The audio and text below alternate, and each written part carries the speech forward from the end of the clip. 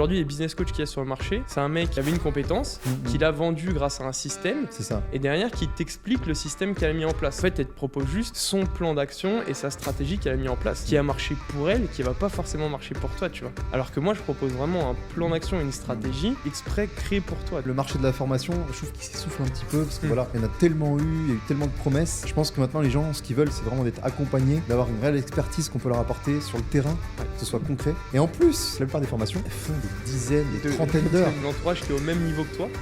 Donc c'est un peu tes frères d'armes, tu vois, c'est les ça. mecs avec qui tu montes en même temps. Même si on est à des niveaux différents dans un groupe, en fait, il y a toujours quelqu'un qui peut nous apporter quelque chose.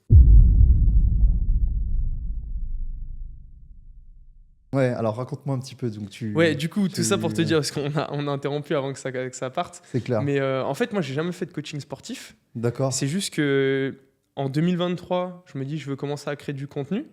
Et à ce moment-là, moi, je suis grand fan d'Hormozy. Et du coup, je reprends Hormozy. Hormozy, il dit « do shit and talk about the shit you do ». Donc, fais quelque chose et parle de ce que tu fais. Et à ce moment, moi, là, en 2003, je suis en pleine prépa d'un Ironman. Je prépare le Patagon Man. Je me dis, bon, bah, trop simple, tu vois. J'ai juste à prendre mon téléphone quand je m'entraîne et parler mindset, parler motivation, parler sport. Ouais. Ça me prend 0 temps. Je maîtrise parfaitement le sujet. Et donc, je parle de ça. Mais au final, j'ai jamais fait de coaching sportif, ce qui fait que j'ai commencé genre, à recevoir des dizaines et dizaines de messages sur Insta. Genre, est-ce que tu vends des programmes et tout? Non, les gars, genre, désolé, pas du tout. Genre, je suis pas bon pour ça. J'ai un coach, j'ai un préparateur physique et tout. Et en fait, moi, j'étais uniquement business.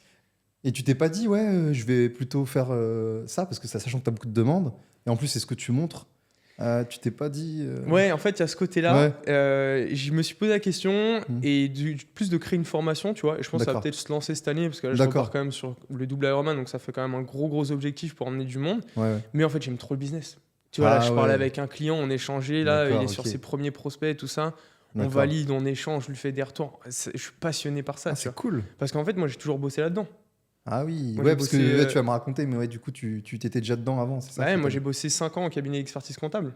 Donc, en fait, j'avais un portefeuille de 50 clients. Et donc, au début, je faisais vraiment tout ce qui était genre compta, fisca. J'ai même fait les fiches de paye au début. C'est moi qui faisais toutes les fiches de paye de mes clients quand je suis arrivé là-bas en 2016 en alternance. Et en fait, après, je faisais genre tout ce qui était audit d'acquisition, études de croissance, strat, budget prévisionnel. Donc, je connais vraiment le business de l'intérieur et comment... et du coup, après, mélanger avec le marketing digital, en fait, ça donne une combinaison qui est excellente aujourd'hui. C'est la fusion de fou, en fait. C'est une fusion où tu sais maîtriser tout ce qui est automatisation, tunnel de vente, mailing, création des réseaux sociaux. C'est pour ça aussi que j'ai commencé à créer de contenu, tu vois, pour derrière être capable d'en parler et de pouvoir proposer ça à mes clients. Du coup, combinaison incroyable. Ouais, donc en fait, de base, tu avais plutôt un gros vernis expertise comptable, en fait. Et ensuite... plus marketing digital, tu t'es redirigé vers le marketing digital. Exactement. Pour ensuite mettre en place des outils. Parce que je rentre dans le marketing digital un peu par hasard. Tu vois, en décembre 2020, je m'offre un coaching en productivité. Donc, c'est un coach allemand. Donc, on parle tous anglais, que de l'anglophone. Cool. Et donc, en fait, je rejoins à ce moment-là des gars qui sont eux tous entrepreneurs. Ah, ok. Et donc, moi, je commence à rentrer dans le marketing digital, à parler avec des gens qui font genre 30, 50, 100 cas par mois, tu vois. Parce qu'on est sur l'US, donc c'est pas du tout le même marché qu'en France, à faire des tunnels de vente, à faire du copywriting, à faire du trading, à faire de la formation, des trucs comme ça, tu vois. Et moi, c'est là que je commence à comprendre le marketing digital. Je commence le triathlon en parallèle. Donc moi, je monte tous mes résultats, machin. Les gars, moi, genre, je suis pas encore entrepreneur. Genre, je commence à investir en IMO à ce moment-là. Par contre, mindset, je maîtrise vraiment très bien, tu vois. Et en fait, c'est comme ça que j'ai commencé à faire du coaching mindset pour les entrepreneurs. D'accord. Okay. Et du coup, plus je comprenais les business, les strats et tout ça, plus du coup, je me suis mis sur le coaching business, tu vois, ce qui faisait sens en fait. D'accord. Donc en fait, toi, tu serais plus axé sur quoi? Donc sur le tunnel de vente, sur aujourd'hui, c'est vraiment strat général. Ouais. En fait, moi, je suis très fort, c'est comprendre la strat générale. Tu vois, comme j'avais une 50aine de clients, plus genre 20 exceptionnels, un truc comme ça. Moi, j'ai une capacité à comprendre le business model qui est très forte. D'accord. Donc en fait, chaque business va être complètement différent. Tu vois, là, j'ai un de mes clients. On n'a pas du tout besoin de tunnel de vente, on n'a pas besoin de tout ça parce qu'en fait, on a tellement étudié le marché qu'on sait comment aller le chercher.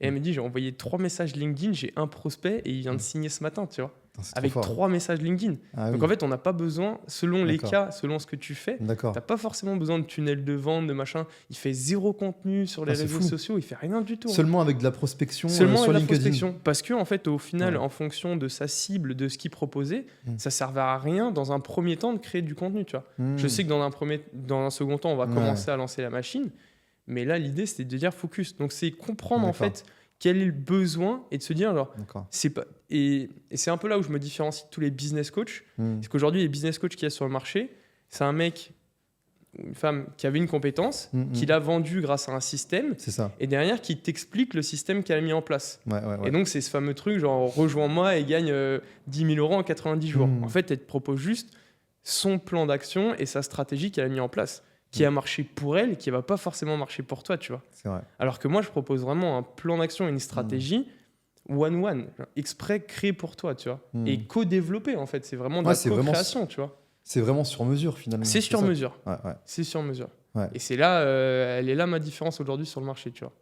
Ok, donc j'imagine tu mets la mise en place de l'équipe avec les closers, les setters. Alors page pour web. l'instant, on n'est pas encore à ce niveau-là, tu Ouais. vois, parce que mes D'accord. clients, ils font aujourd'hui 10, le plus gros, il fait 20, mais c'est moins business, c'est plus perso que je l'accompagne. D'accord, Mais oui, ça va être mis en place rapidement. Là, on D'accord. commence déjà à parler setting et tout ça, d'accord. parce que ça va être mis en place. Mais si c'est pas le problème aujourd'hui, Hmm. moi, je le garde en bac et au moment où on en aura besoin, et ça, c'est l'avantage de faire un coaching, tu vois, sur 6 mois, c'est de se dire, au moment où on a besoin, je peux te l'apporter aussi, tu vois. Mais D'accord. aujourd'hui, ça sert à rien que je t'en Ouais. parle dans la formation ou quoi, parce qu'on n'en a pas besoin. Hmm.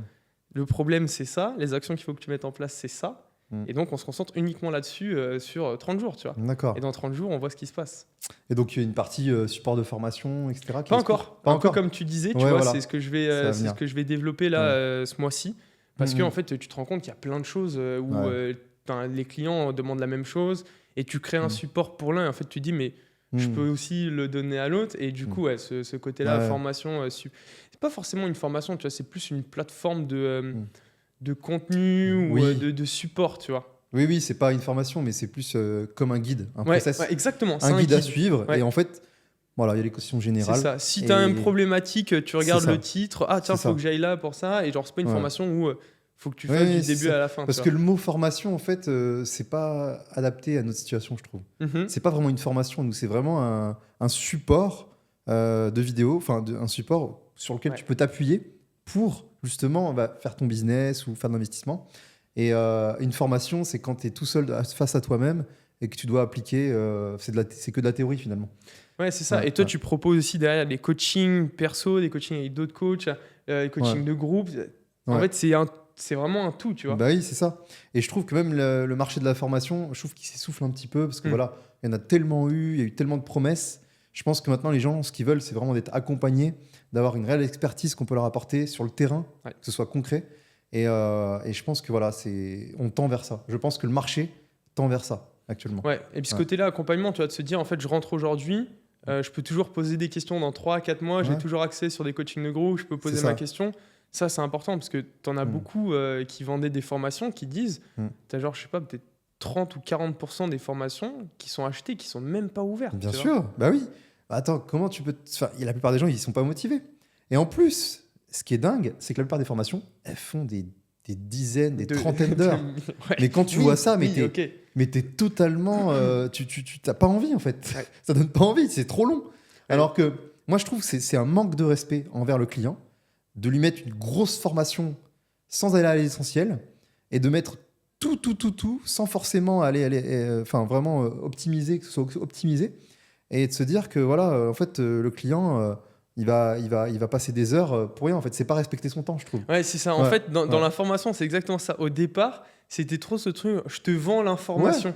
Alors qu'aujourd'hui, l'information, on s'en fout. C'est plus comment est-ce que moi, je peux l'appliquer dans mon quotidien et de se dire, en Ouais. fait, au lieu de faire une vidéo de 30 minutes où tu blablates un peu tout ce que tu sais sur le sujet, faisons un résumé de 5 minutes et donne vraiment un plan d'action à mettre en place pour Ouais. qu'on puisse avoir des résultats tout de suite. tu Bah, vois. c'est ça, c'est ça.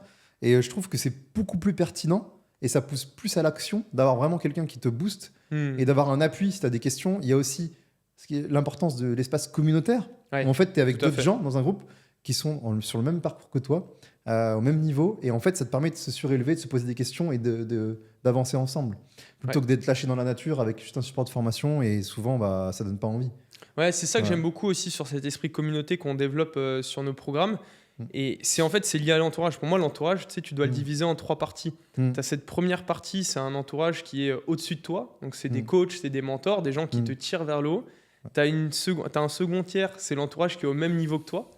Donc, c'est un peu tes frères d'armes. Tu vois, c'est les mecs avec qui tu montes en même temps. Et ensuite, tu as l'entourage qui est en dessous de toi. C'est des gens que tu vas inspirer, soit des clients, soit n'importe qui que tu peux inspirer par ce que tu fais. Et du coup, dans cet esprit communauté, on peut vraiment retrouver ces trois parties de l'entourage. Et c'est ce qui fait qu'aujourd'hui, on paye pour des communautés, tu vois. Bien sûr, bien sûr. Et pour moi, les communautés, elles sont vraiment mises en avant et on a besoin justement d'être entouré. Et on a besoin même d'avoir des rendez-vous physiques. Hein. C'est important d'avoir des meet-up, etc. Le fait d'appartenir à un groupe et d'avancer dans la même direction, c'est super important. Franchement, c'est super important. On avance beaucoup plus vite. On revient à la base de la psychologie humaine, hein. C'est la pyramide de Maslow, c'est le sentiment d'appartenance. On est au niveau, je crois, 4, juste avant l'estime de soi. Et c'est hyper important aujourd'hui d'être emmené dans un groupe, d'être autour d'une vision commune, de se dire je suis pas tout seul avec ces problèmes, je suis pas tout seul à avoir ce genre d'objectifs qui peuvent parfois paraître un peu disproportionnés par rapport à ton entourage ou autre. Enfin, toi, dans ton cas, par exemple. Et moi, c'est pareil, quand je dis je commence à investir dans l'immobilier, je regarde à gauche, à droite, tes potes, ta famille. Personne n'a jamais investi dans l'immobilier. C'est super cool d'avoir ces gens-là qui ont les mêmes problèmes que toi et du coup, avec qui vraiment tu crées des liens et parfois, ça devient même des liens d'amitié. Ah, mais clairement, moi, je sais que sans cet entourage que je me suis constitué avec le temps d'investisseurs immobiliers, je n'aurais jamais eu ces résultats-là. Mais jamais. C'est clair et net.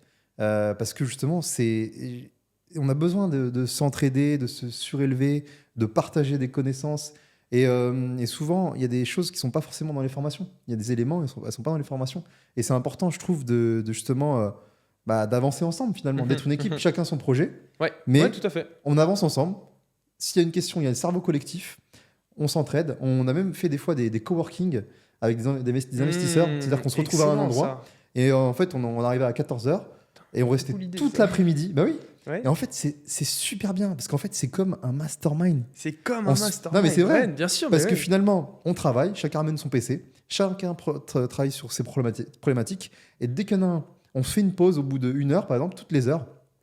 Il y a un de nous qui expose sa problématique et on y répond en cerveau collectif.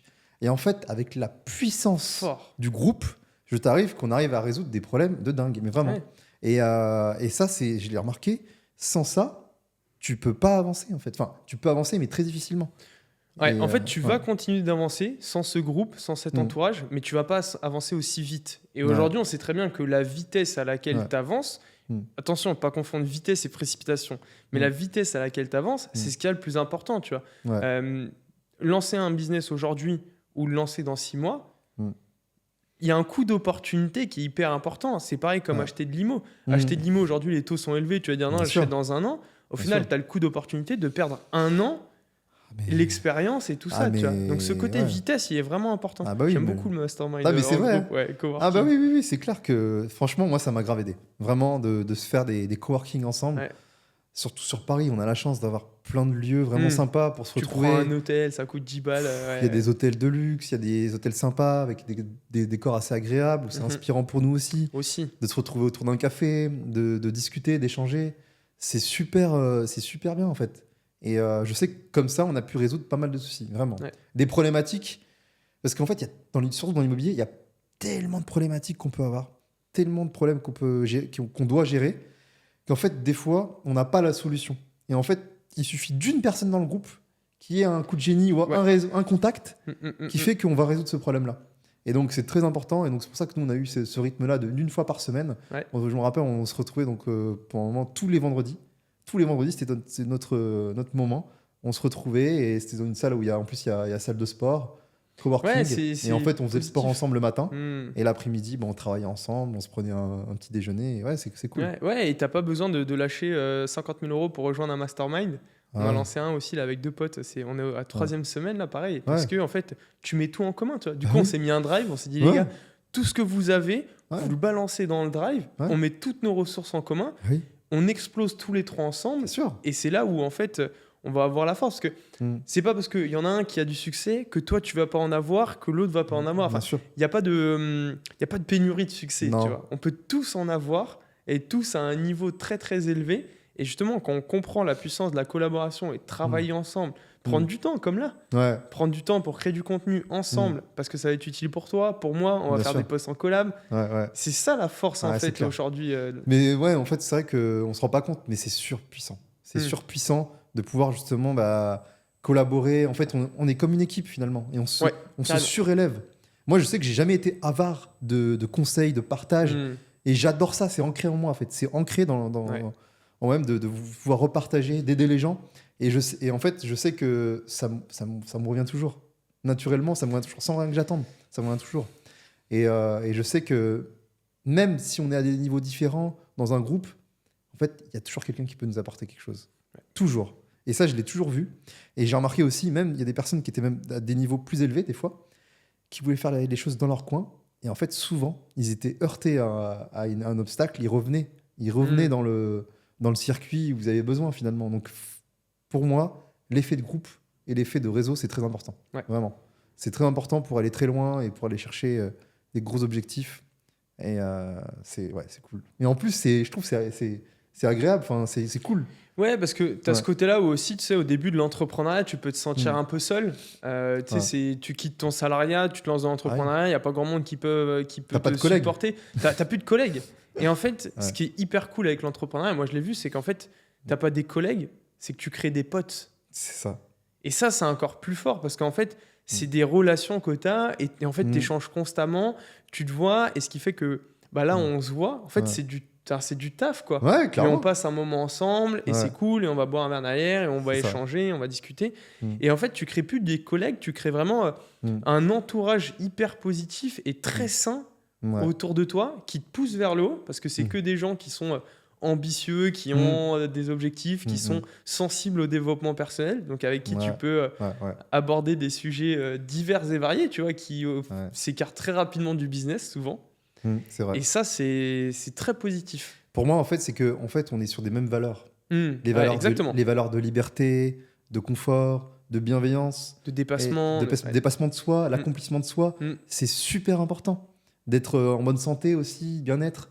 Et en fait, toutes ces valeurs-là, c'est vrai que c'est dur de l'avoir avec la masse, en fait, la plupart des gens, finalement. Tout à fait. En fait, on est un peu une minorité. Et en fait, c'est pour ça que on est obligé d'être ensemble, finalement. Et c'est important pour notre développement de garder ces liens. Et c'est magnifique. En plus, c'est vrai qu'on construit des relations sur des bases très solides. Et voilà, moi, je sais que j'ai créé des amitiés à vie, en fait, grâce à mon parcours dans l'entrepreneuriat. Finalement, après, ton entourage, il change naturellement. Naturellement, il change. En fait, il y a plein de personnes que je vois moins, mais c'est pas que je les aime pas, en fait. C'est que ça se fait naturellement. On s'est éloigné parce qu'on n'est plus dans le même circuit. Et des personnes auxquelles jamais j'aurais imaginé, on est devenus super amis, en fait. Tu vois. Et c'est ça qui est magnifique, parce que du coup, c'est une question de mindset. C'est vraiment une question de mindset et c'est un environnement qui est très pérenne aussi dans le temps. Tu vois, c'est qu'au final, la première fois qu'on se rencontre, ça fait presque ça doit faire plus de 6 mois. Ah bah oui. Et en fait, tu te vois pas régulièrement, mais tu te vois 3-4 fois. À chaque fois que tu te vois, tu prends 20 minutes, tu discutes. Et en fait, c'est comme ça aussi que petit à petit, tu crées ce genre de lien. Parce que ça peut vraiment perdurer dans le temps. On sait qu'on est tous là dans un jeu qui est vraiment long terme. Ah oui. Parce que l'entrepreneuriat, on le prend, c'est un jeu, tu vois, on s'amuse, on est là, on fait des choses qui nous plaisent. Bien sûr. On apporte de la valeur sur des sujets qui nous passionnent et dans lesquels on est bon, c'est ça. Même excellent. Et ça, c'est très, très cool. Ouais, puis on sait pas ce que l'avenir est fait, on sait jamais. Ça se trouve, on peut faire un projet de dingue en commun plus tard. On sait pas. On sait pas. En fait, moi, je vois ça comme des petites graines qui sont un peu partout. Que tu plantes, Et en fait, tu sais pas, un jour, ça va donner un arbre. Tu sais pas.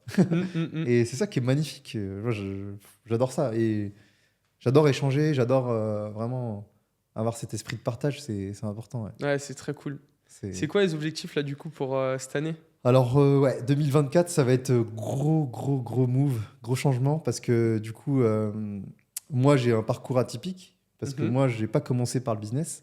J'ai commencé par le salariat qui m'a amené à l'investissement immobilier. J'ai fait levier avec mon salaire pour investir massivement dans l'immobilier. Mhm. Et là, du coup, je rentre dans une phase où je fais la transition entre mon parcours d'investisseur et full entrepreneur business en ligne. D'accord. Et donc là, je suis dans cette transition-là.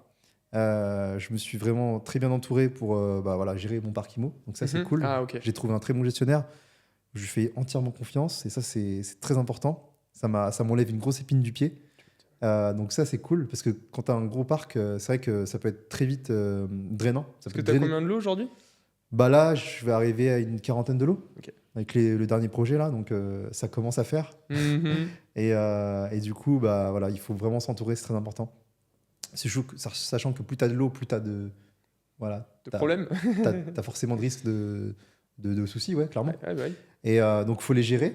Et donc, c'est très important donc, pour moi de pouvoir scaler. Et la délégation, pour moi, c'est l'une des clés de l'entrepreneuriat. Ouais. C'est savoir déléguer. Et en fait, on sous-estime la délégation. Pour moi, la délégation, vraiment, c'est l'une des clés, l'une des pièces maîtresses de notre business. Mhm. Et pour moi, il faut savoir bien déléguer, trouver la bonne personne. Et c'est pour ça que là, j'ai pris vraiment une personne. Enfin, je me suis entouré d'une personne qui a le même mindset que moi, parce que c'est Ok. aussi un investisseur. Donc, Hmm. c'est pas. Tu vois. Donc, Il sait pourquoi tu le fais. il etc. sait, il Ouais. a aussi des appartes, il sait pourquoi je le fais. Et il a la même façon de voir que moi, enfin, la même vision que moi. Donc, c'était important pour moi. Et aussi d'avoir cet esprit un peu voilà, léger, voilà, Hmm. comme si on est des potes finalement. Et, Ouais. voilà, on est comme des potes finalement. Donc ça, c'est cool. Et d'avancer ensemble. Donc ça, c'est bien. Et là, du coup, donc pour 2024, full business. Donc je Mhm. continue. Enfin, je vais stopper mes coachings individuels. Ouais. Je vais juste en garder un. Et là, donc, je suis en train de créer justement mon support de formation avec mon élève que j'accompagne sur un projet bien rentable finalement. Et en même temps, donc, créer donc, voilà, tout le tunnel de vente avec la partie page de vente. Au début, je ferai les closings et ensuite, après, je déléguerai à des closers. Et ensuite, faire l'accompagnement. Donc, un coaching groupé par semaine Mhm. et une partie aussi coaching individuel, mais de façon un peu succincte.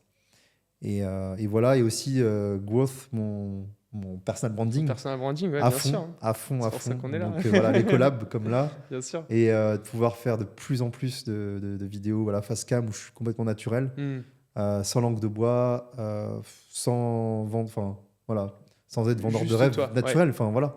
Et de vraiment expliquer vraiment ce que c'est vraiment l'immobilier d'un point de vue terrain et d'un point de vue d'un investisseur qui est passé par là, en fait, Mhm. qui est vraiment Mhm. proche des gens. Et moi, ça fait 5 ans que je fais de l'investissement immobilier. Ok. Donc, je peux me mettre à la place de n'importe qui commence, clairement.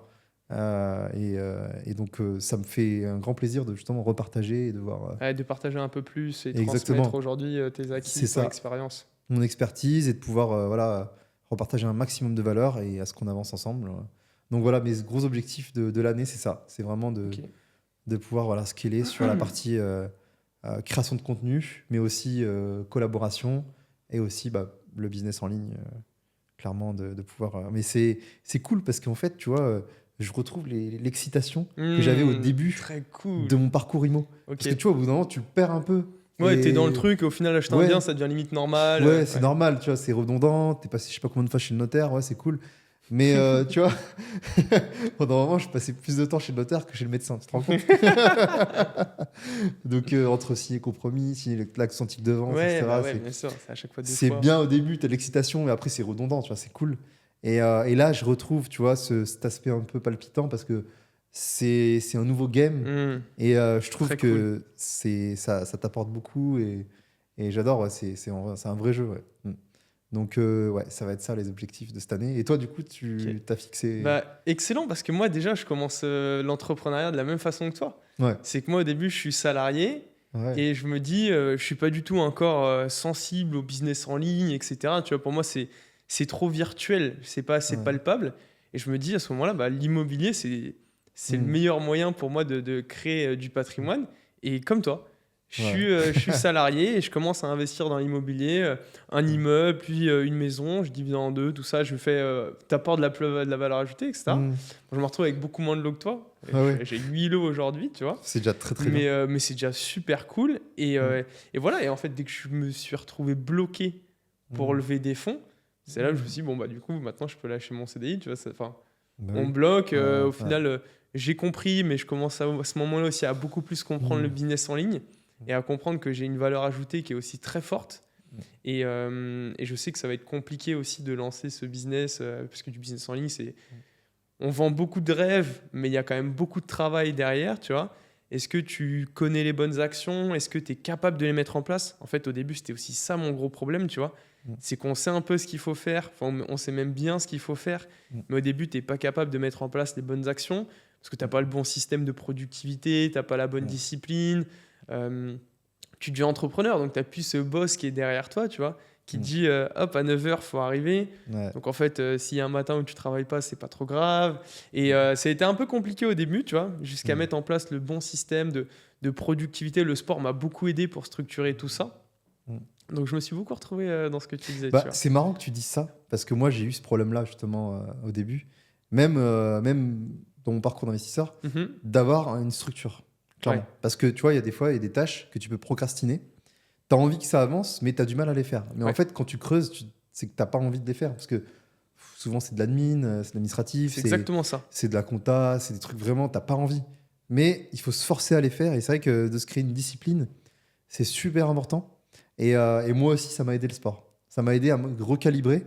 Parce que du coup, vu que tu es dans un mood où déjà tu te mets une discipline dans le sport, bah forcément, tu te la mets aussi dans l'entrepreneuriat et ça te recalibre à fond. Ouais. Je sais pas en fait comment expliquer ça, mais le sport, en fait, ça te remet en bonne condition pour être hyper focus dans ton business. Souvent, on le néglige, mais en fait, c'est super important. Et en fait, ça te permet de te calibrer et d'avoir l'énergie nécessaire pour avancer. Ouais, bah ouais, c'est une question d'énergie, Ouais. c'est une question aussi. C'est pour ça que je parle beaucoup de sport aussi, parce que bah, je le vis, tu vois. Et donc, Ouais. oui, tu as une question d'énergie, et puis aussi, tu as une question beaucoup plus scientifique de recalibration de tous tes schémas neuronaux, tu vois. Ouais. C'est que ton système hormonal, quand tu commences à faire du sport, Ouais. en fait, tu comprends qu'au début, le sport, bah, c'est quelque chose que tu n'as pas envie de faire, jusqu'au moment où, par exemple, dans mon cas, tu mets tes baskets, tu vas courir, et après, une fois que tu as passé ce moment qui est difficile, et parfois même cette douleur, etc., à ce moment-là, là, tu as les hormones positives, l'endorphine, l'adrénaline, etc. Et en fait, comprendre ce schéma, et plus tu le vis, plus ça devient normal en fait pour ton cerveau. Et c'est à ce moment-là où derrière, tu peux le transposer dans le business et avoir cette discipline, cette structure, ce cadre qui te permet en fait juste de performer tout au quotidien, quoi. Ouais, du coup, moi, par rapport à ça, je me suis beaucoup renseigné sur... je me suis beaucoup informé sur comment fonctionne notre cerveau. Et je suis parti de là parce qu'en fait, c'est notre cerveau qui dirige nos actions. Bien sûr. Et en fait, je me suis dit, faut que je hack mon cerveau, en fait. Faut que je le hack, vraiment. C'est-à-dire qu'il faut pas que je lui laisse le choix. Il faut que je m'inflige, enfin, il faut que je lui impose un certain rythme. Ouais. Donc, par exemple, tu vois, pour le sport, dès que je finis ma session de sport, je refais mon sac pour la session suivante, en fait. C'est-à-dire que le sac est déjà prêt. C'est-à-dire que je rentre du sport. Et que t'enlèves des frictions. Le sac est déjà prêt. Voilà. Et ensuite, il est en vue. Dès que je sors, je sais que je dois prendre le sac et partir. J'ai plus de cette charge mentale de me dire ah oui, il faut que je prépare mes affaires, etc. Non. C'est là, dès que je sors du sport, dès que je rentre chez moi, je vide mes affaires, je remets des nouvelles affaires et mon sac, il est prêt. Comme ça, il y a moins de friction. Je sais que j'ai plus qu'à partir avec le sac. Et mais voilà. Ça, c'est un hack ultime. Hein. Moi, je sais que tous les soirs, tu sais, on parle beaucoup du soir, de préparer sa journée du lendemain, mais ça commence tout ça. Moi, je sais que tous les matins, je m'entraîne, tu vois, tôt le matin au pied du lit. En fait, tous les matins, je prépare mon sac de trail, les chaussettes, le short, les chaussures, et tout est posé là. Et en fait, tu te lèves, passes par la case salle de bain, et derrière, tu es juste en mode automatique où, ok, je prends mon short, je prends mon short, je mets mon t-shirt, je mets mes chaussettes, les chaussures sont là, la gourde est là, et là, la casquette, et tu as tout. Et en fait, tu enlèves juste les frictions, et juste Putain, ça te permet juste d'aller trop vite, beaucoup plus vite, tu vois. Mais je vois qu'on a les mêmes mécanismes, parce que c'est vrai que moi aussi, en fait, quand tu vas chez moi, tout est optimisé. En fait, tu as l'impression que c'est un champ de bataille, le truc. Bah ouais. Tu te dis, mais c'est quoi le délire? C'est passé quoi? Pourquoi est-ce que là, il y a un tas de fringues par terre le soir avant d'aller se coucher, tu vois? Et en fait, le lendemain matin, ça fait sens parce que au bout de 5 minutes, il n'y a plus ce tas de fringues par terre parce qu'il est sur toi. Et ça, c'est trop pratique. Et en fait, moi, tu vois, par exemple, sur ma table de nuit, j'ai un verre d'eau parce que je prends des compléments, tu vois. Okay. J'ai un verre d'eau avec les compléments qui sont prêts. Comme ça, dès le matin. Pour le matin. Et en fait, dès que je me lève, tac, direct, je bois le verre d'eau avec les compléments. Et j'ai plus qu'à me lever smart. et partir. C'est smart. Les compléments parce que sont déjà j'ai prêts. tendance à les oublier. Ah, moi, et en jamais. fait, Parce que c'est dans la cuisine. Ce qui fait que la cuisine est en bas et en fait, quand tu montes, après, souvent, je suis déjà parti, tu vois. Ouais. Alors que si tu les mets au pied du lit, directement, hop. Ouais. Pareil, j'ai une mixture que je prends le matin et en fait, la mixture est déjà prête. J'ai plus qu'à la boire. Enfin, c'est direct, il n'y a plus qu'à. Donc tu l'oublies jamais? Je l'oublie jamais. En fait, je me lève, et j'ai déjà le verre d'eau, j'ai déjà tout. Donc j'ai plus qu'à boire et partir. Il n'y a plus de friction. En fait, j'essaie d'éliminer. Très smart. Ouais, j'essaie d'éliminer le maximum de friction, le maximum. Tout ce que je dois préparer. Pareil pour mes affaires, pareil pour. J'ai des mécanismes où le soir, je dois ranger tout mon appart pour que le lendemain, ce soit clean et que j'ai pas de charge mentale. Que j'évite un peu tout ça. Pareil pour la session, ma journée de travail. La veille, en fait, je programme tout ce que je dois faire le lendemain. Comme ça, j'ai juste à suivre le mode up, enfin le process, enfin l'agenda, et je fais tout. Ouais, là-dessus, pareil, tous les dimanches, samedi ou dimanche, tu vois, en fin de semaine, week-end, je me pose, je prends mon agenda de la semaine, je cale tous les entraînements, je cale les calls, je cale les sessions de travail, les moments où je dois être en déplacement physique, sur un podcast, sur un rendez-vous client. Et après, de ça, tu dis, ok, donc là, vraiment, j'ai la vue de ma semaine. Ici, je peux encore caler des calls parce que c'est de la dispo que je me laisse. Ici, et du coup, ce qui est cool, c'est qu'une fois que tu as ça, le lendemain, la veille, ta journée du lendemain est déjà prête. C'est ça. Et en fait, j'ai plus qu'à prendre, genre, si je sais que j'ai 3 heures de session de taf le matin, en fait, juste j'ouvre ça sur mon agenda et dans mes notes, je mets ce que je dois faire. Donc, demain matin, de 9 à 12, j'ai ça. C'est parfait. Et du coup, en fait, tu as déjà cadré ta journée et en plus, tu mets exactement ce que tu dois faire dedans. Ce qui fait que tu enlèves encore les frictions, tu vois ce que tu dis. Tu arrives le matin, tu n'es pas en mode là devant ton ordi. Alors, qu'est-ce que je vais faire ce matin? Non, tu regardes, ok, il faut que je fasse ça. Parce que tu as ta strat, tu sais où il faut que tu emmènes ton business, tu sais les actions que tu dois mettre en place de façon journalière pour atteindre tes objectifs hebdomadaires. Ouais, c'est ça. Et en fait, c'est juste de la performance, de l'optimisation, tu vois. En fait, c'est ça. En fait, il faut pas laisser le choix au cerveau de se dire, tiens, il y a une distraction, je vais aller dessus et je vais voir, tu vois. Et en fait, du coup, quand tu as bien le planning complet, tu te laisses pas le choix et tu y vas, en fait. Ouais. Et moi, pareil aussi, la journée, j'aime bien aussi, quand j'ai des sessions un peu importantes, où je dois me focus, je me fais des sessions de deep focus en Pomodoro. C'est-à-dire que j'ai une application qui me permet de l'activer et ça me fait des sessions de 25 minutes avec 5 minutes de pause à chaque fois. Et je mets le téléphone en mode avion et comme ça, je me focus et je mets mon casque avec du bruit blanc, tu vois, l'application Handle, je sais pas si tu connais. Et ça me met des sons un peu sympas, enfin un peu pour être focus. Et du coup, j'ai aucune distraction. Et là, c'est comme ça que ça me permet d'être vraiment focus sur ce que je dois faire. Et je sais que ça marche très bien depuis que je le fais, Ouais, j'ai testé les Pomodoro, j'étais pas ultra fan parce qu'en fait, parfois ça me coupe de mon flow seulement 25 minutes. Ah oui. Et là, ce que j'ai téléchargé, j'ai pris l'abonnement, c'est Brain FM sur Internet. Ah oui, tu vois. je connais. Ce qui fait qu'en fait, à chaque fois que je commence une session de taf, j'ouvre l'onglet Brain FM, je le lance, donc tu peux choisir différentes musiques, piano, bruit blanc, électro, selon un peu le mood dans lequel tu veux être. Est-ce que c'est de la créativité, est-ce que c'est du focus? Donc en fait, tu lances ta musique et ça lance un compte à rebours.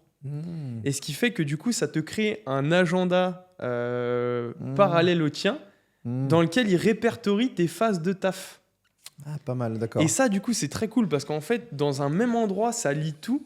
À la fois le son pour se focus, à la fois le tracker de temps pour savoir en fait combien de temps tu es resté focus et ce que tu as réellement fait.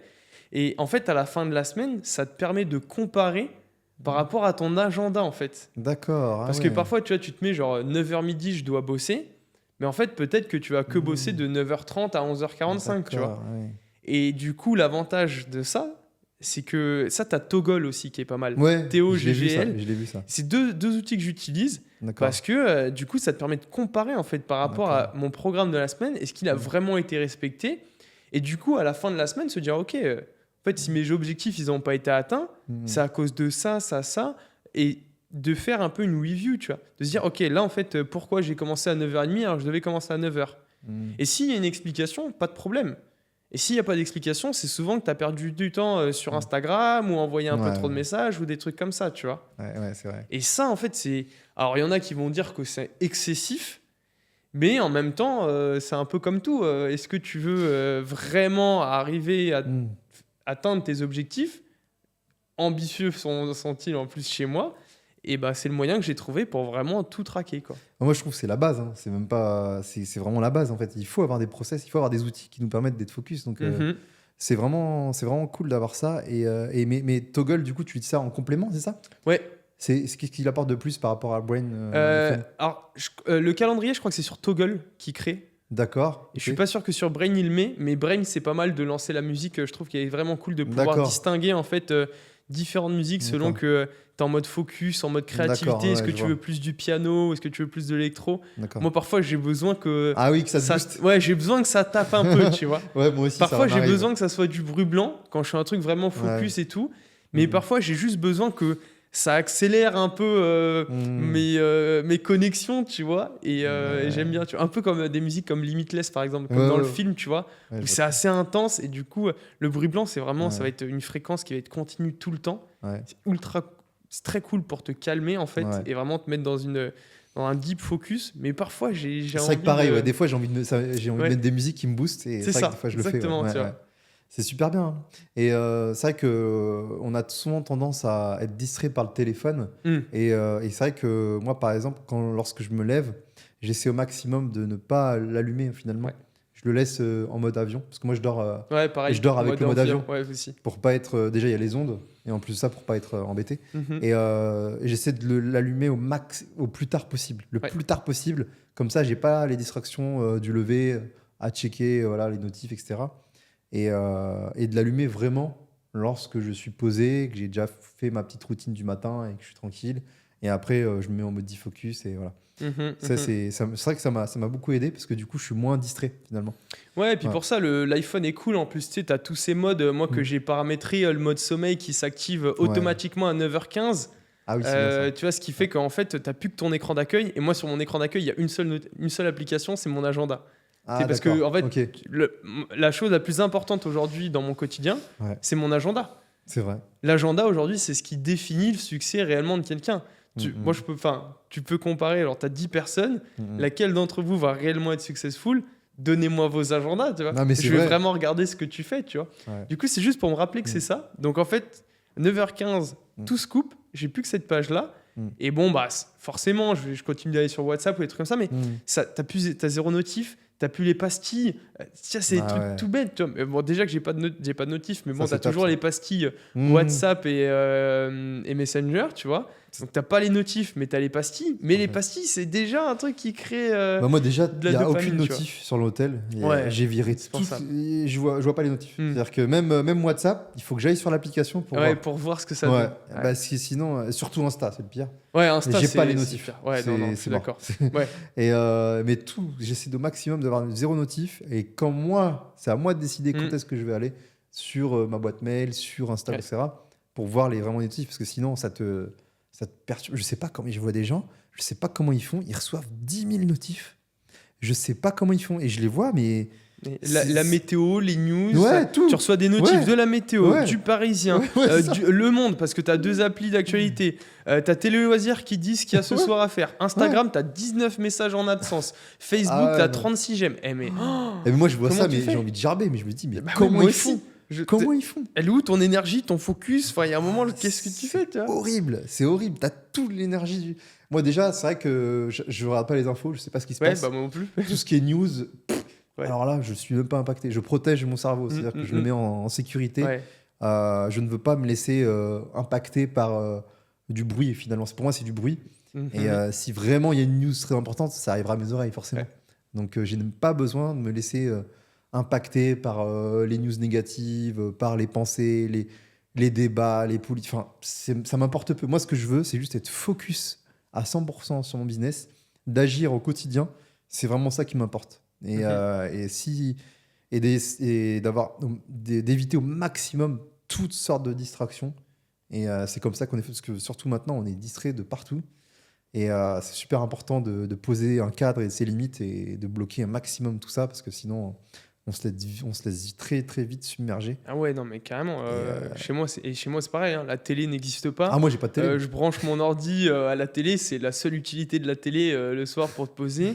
pareil, pas d'informations. Le seul truc que je regarde, c'est Hugo Décrypte. Oui, Hugo ça, Décrypte c'est- sur Insta, je fais mon petit rapport quotidien Ouais. pour voir un petit peu ce qui se passe. Et s'il y a une news qui m'intéresse, je vais la creuser sur Internet. Ouais. Mais oui, l'idée, c'est vraiment de se protéger un petit peu au maximum, parce qu'en fait, on n'a pas le contrôle sur ces éléments-là.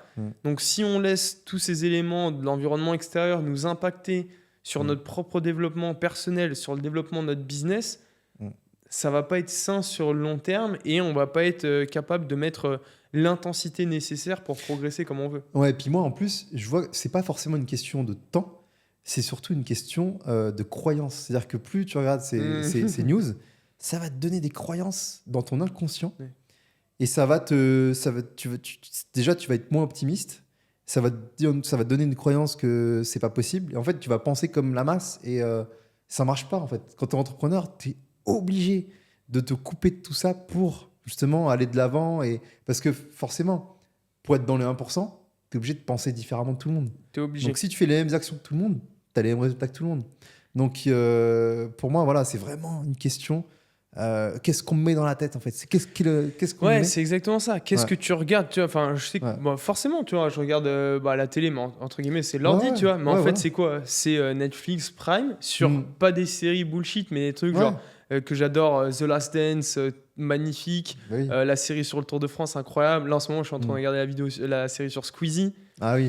Cool. C'est que des trucs comme ça, ou alors des podcasts. Ou alors des 24 Hours With de Silouane aussi, qui est très fort, tu vois. Ouais, c'est super. Et ça, tu vois, c'est inspirant, ce genre de choses. Tu rentres, tu vis en fait développement personnel, tu vois. Ouais. Tout ce que tu fais est censé te développer. Et c'est pas extrême dans le sens où limite, quand je regarde un épisode de 24 Hours With où ça parle business, ça parle tout. Moi, je suis en mode trop cool, tu vois, je suis en mode relax, je suis en mode décontraction, ok, je coupe tout, tu vois, c'est cool. Mais moi, en fait, le truc, c'est que les gens, de la point de vue extérieur, ils disent mais t'es un fou, t'es dans une secte, tu penses qu'à travailler, tout ton contenu, tu regardes que des reports, enfin des documentaires ou des vidéos sur le business, etc. Mais en fait, moi, je leur dis, mais les gars, en fait, pour moi, c'est un divertissement. C'est-à-dire que j'écoute un podcast. Oui, je m'informe, mais pour moi, ça m'amuse. C'est-à-dire que j'adore ça, en fait. C'est ancré en moi. Et en fait, quand tu es dans ce monde de l'entrepreneuriat, tu te nourris de ça. Et moi, je le vois pas comme un travail, en fait. Je le vois comme vraiment une source d'inspiration. Ça me divertit aussi parce que j'adore voir les gens réussir aussi. Ça m'inspire. Et c'est super motivant. Ouais, c'est ça. Enfin, moi, je sais que je suis un grand fan de podcasts aussi. J'écoute beaucoup de podcasts. En fait, c'est cool. Moi, quand j'écoute un podcast, j'ai l'impression d'être la troisième personne dans la conversation. Tu sais, parce qu'en fait, j'ai l'impression d'écouter deux personnes qui discutent. Et moi, parfois, je suis là. Ah, c'est vrai, les gars, vous avez raison. Et hop, je prends une petite note, tu vois, de ça, c'est intéressant. En fait, il pense comme ça, etc. Tu vois. Et en fait, c'est juste. Du coup, ces gens-là font partie de mon entourage, en fait, parce que je passe tellement de temps avec eux. Enfin, il y a certains autres podcasts. Je pense par exemple à Chris Williamson ou Ed Mylett. Tu vois, moi, je suis très US. En fait, des mecs comme ça, j'écoute tous leurs podcasts tout le temps. En fait, la personne, tu la connais par cœur, tu vois. Elle fait partie de ton entourage. Ce qui est c'est intéressant ce que tu dis. Tu sais pourquoi? Parce que moi, quand j'ai commencé l'immobilier en 2018. Et à la base, moi, j'avais pas le mindset que j'ai actuellement. J'avais un mindset, on va dire, d'une personne qui veut réussir sa carrière en tant qu'ingénieur informatique. Et j'étais pas du tout calibré comme ça. Par contre, j'ai toujours été ambitieux. Mais t'as pas le même mindset. Et en fait, comment j'ai reprogrammé mon mindset? Dans mon entourage, il y avait personne qui faisait de l'immobilier, ou alors juste deux potes. Mais il y avait une question de mindset derrière quand même. Et en fait, c'est bête à dire, hein, mais c'est grâce à YouTube que j'ai changé mon mindset. Je t'assure que c'est vraiment grâce à ces vidéos. Et en fait, tu rentres dans le cerveau d'entrepreneurs à succès, de multimillionnaires qui ont réussi, de gens qui ont fait des projets inspirants.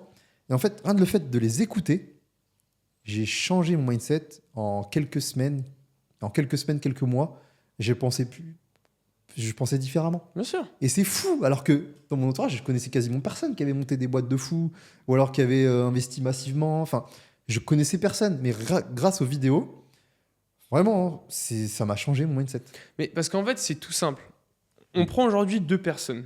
La première, elle écoute le JT tous les soirs, ou les infos, ou la télé. Tu vois, elle va passer 60 minutes devant la télé. ce qui, je pense, est bien inférieur à la moyenne française. Mais bref, on va dire tu passes 60 minutes à la télé. Donc, tu entends des pubs, tu entends des catastrophes, tu entends des problèmes, tu entends tout ça. Passe 60 minutes à écouter un podcast d'un champion du monde dans tel sport, d'un multi-millionnaire, d'un quelqu'un qui a créé plusieurs business, etc. Des conversations qui sont différentes. Ça va parler mindset, ça va parler business, ça va parler développement personnel, ça va parler échec, alors que de l'autre côté, ça va parler pub, problème, environnement, guerre. Donc en fait, forcément, sur une période assez longue, ça change ton état d'esprit. Tu te nourris d'autre chose. En fait, YouTube et les bouquins, c'est la nourriture de ton cerveau. Ouais. Donc on dit, faites attention à ce que vous mangez au niveau physique, tu vois. Ouais. Mais faites attention à ce que vous consommez au niveau mental. Ouais. C'est limite même plus important, parce que c'est ton mental qui va diriger ce que tu manges, ce que tu fais, tes actions. Tout part du mental, finalement. Donc c'est limite plus important que plein d'autres éléments, finalement. Et c'est marrant, parce que quand j'ai commencé l'immobilier, j'ai une personne dans mon entourage, elle était dopée en intraveineuse aux news. Mais vraiment. C'est-à-dire que, en plus, il a une posture à chaque fois du mec qui va tout apprendre de la vie. D'accord. Mais c'est pas qu'il a rien fait, mais oui, il va tout apprendre. Oui, il y a ça. Il va savoir ce qui s'est passé à l'autre bout du monde, en Chine, sur telle technologie, etc. Des trucs vraiment inutiles, tu vois. Et en fait, quand j'ai commencé, il était là à me dire mais t'es sûr, pourquoi tu vas investir dans l'immobilier c'est cher en plus, on est en 2018. Hein. Ouais. Il me dit c'est cher, tu vas t'endetter. Ouais, moi j'aurais pas acheté là, mais t'es sûr, en plus tu vas payer des impôts. Ouais, en fait, il m'a donné tous les éléments de blocage, tous les croyances limitantes qu'on peut avoir quand tu commences. En fait.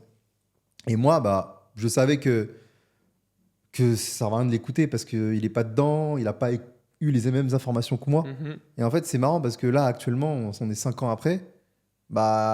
Limite, t'es en train de me dire, mais comment t'as fait quoi ? Ouais. Je vais lui dire, mais gars, j'ai pas regardé les news.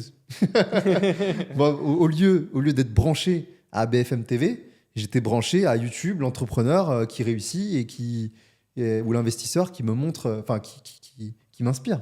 Ouais, tu vois, et je pense que ce premier pas de se nourrir au niveau pensée cérébrale, mindset, tout, il est vraiment important pour commencer à développer de nouveaux systèmes de pensée, à comprendre ce qui est possible, etc. Tu vois, moi, je pense, la toute première vidéo que j'écoute comme ça, c'est le discours d'Arnold Schwarzenegger, tu vois, qui est vraiment ultra puissant. Mais une chose qui est très importante, c'est derrière le passage à l'action, tu vois. Ouais. C'est vraiment mettre en place dans ton quotidien, dans ton business, ce que tu peux écouter, ce que tu peux apprendre, ce que tu peux consommer, tu vois. Parce que tant que tu fais pas cette étape, tant que tu passes pas cette étape du passage à l'action, ça reste juste de la connaissance. Bien sûr. Et en fait, l'idée, c'est de transformer la connaissance en compétence. Et pour transformer la connaissance en compétence, il faut le faire, le refaire. Et une fois que tu es capable de le faire sous des conditions de stress, c'est là où c'est vraiment de la compétence, tu vois. Mais pour ça, il faut le faire, tu vois. Et pas juste rester dans le j'y pense. Ouais, c'est ça. C'est des actions répétées, assimilées avec le temps. Et c'est comme ça que tu as une vraie expertise sur un domaine. C'est vraiment de prendre des actions rapides. Et même si tu te plantes, c'est pas grave, en fait. Ouais, recommence. Forcément, voilà, on recommence. Et c'est comme ça qu'on crée vraiment un aspect, une expertise assez forte. Et c'est vrai ce que tu dis. Il y a aussi, je vois beaucoup de gens, ils restent dans la connaissance, ils font toutes les formations, ils connaissent tout sur tout, mais ils sont jamais passés à l'action. Et tu te dis, mais mince, mais tu sais tout, lance-toi en fait. Tu sais tout, mais tu es toujours au même endroit. Ça, mais il y avait ci, mais il y avait ça, mais souvent ça vient des peurs. Souvent, les gens, ils ont des peurs.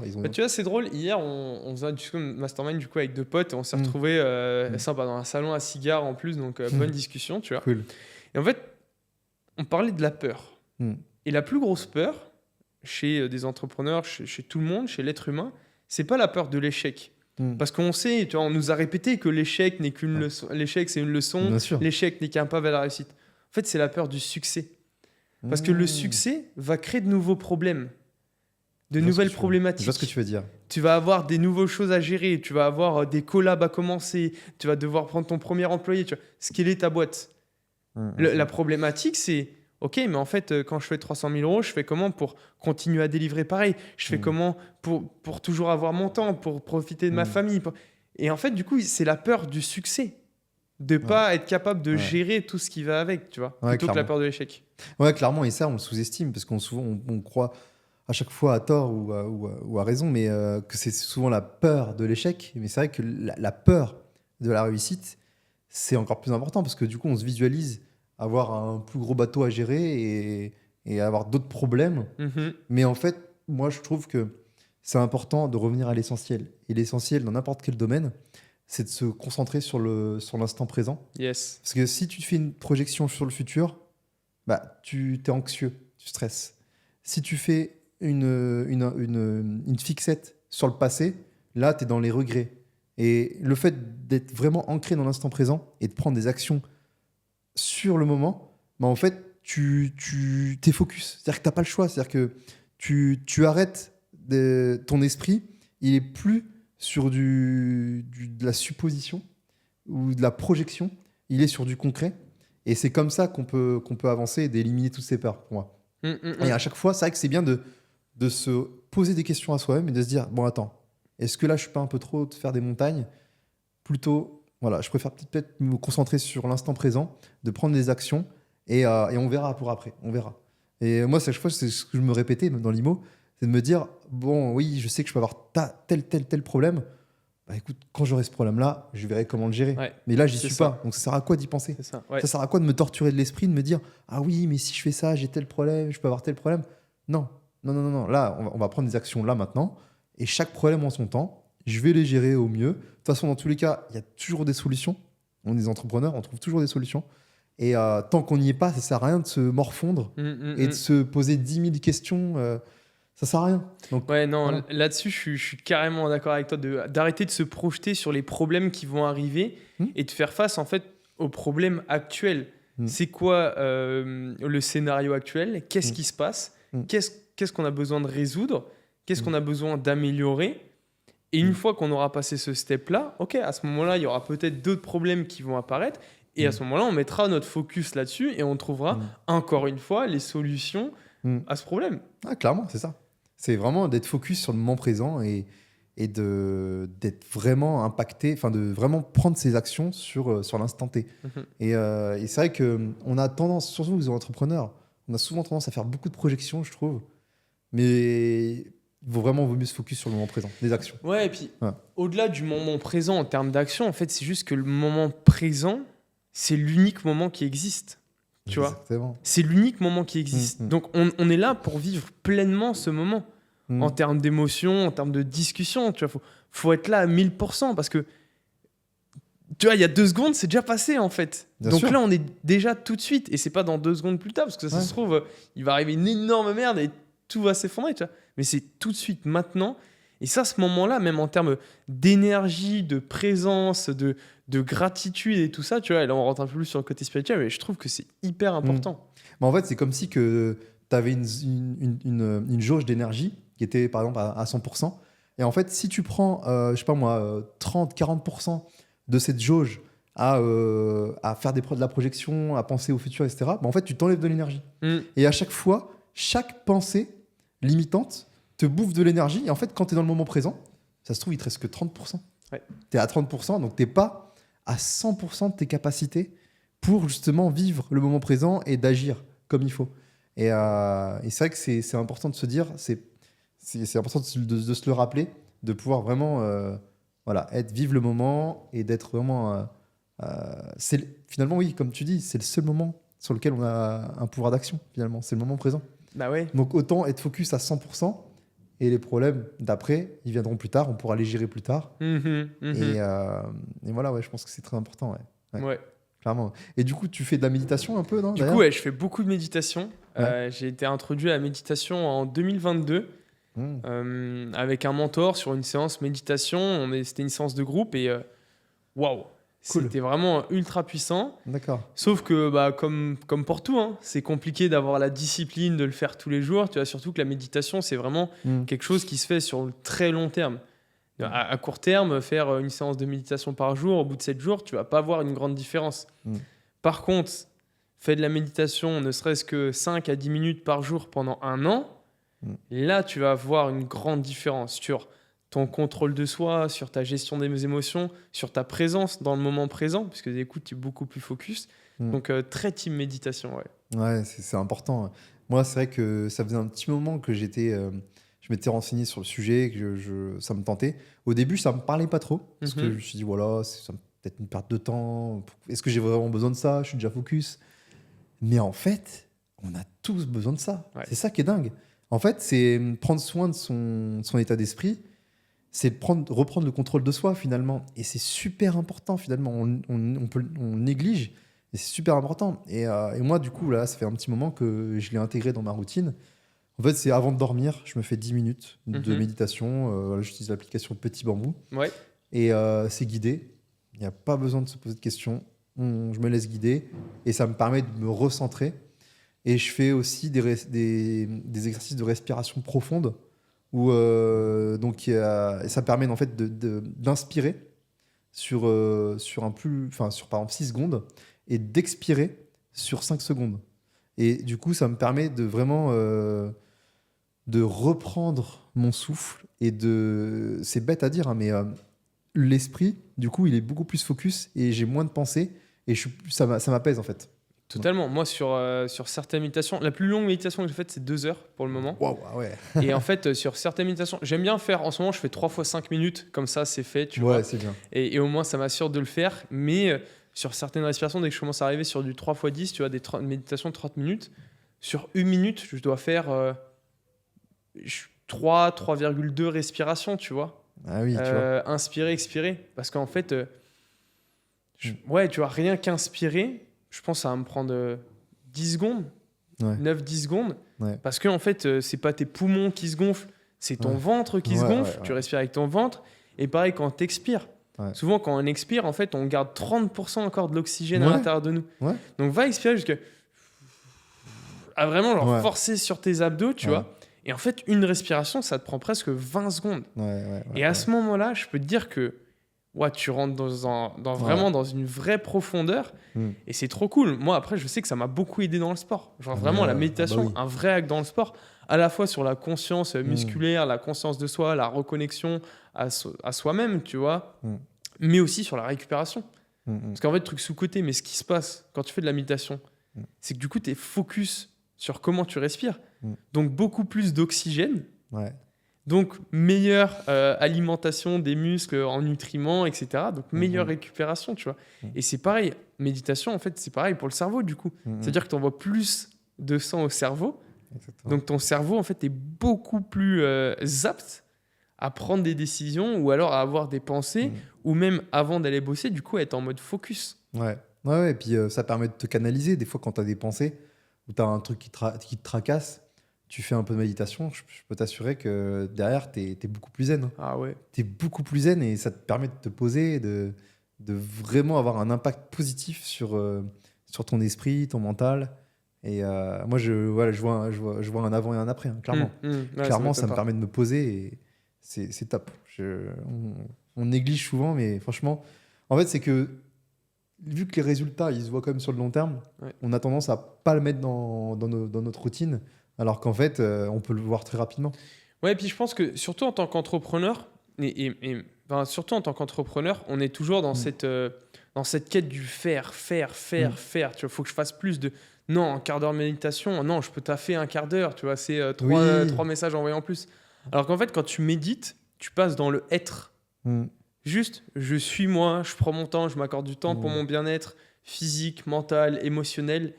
Et tout ça, en fait, sur le long terme, c'est ultra bénéfique parce que c'est ce qui fait que tu vas être beaucoup plus reconnecté à toi-même, beaucoup plus profond, beaucoup plus énergique. Et ça, les gens le sentent vraiment, tu vois. Ouais.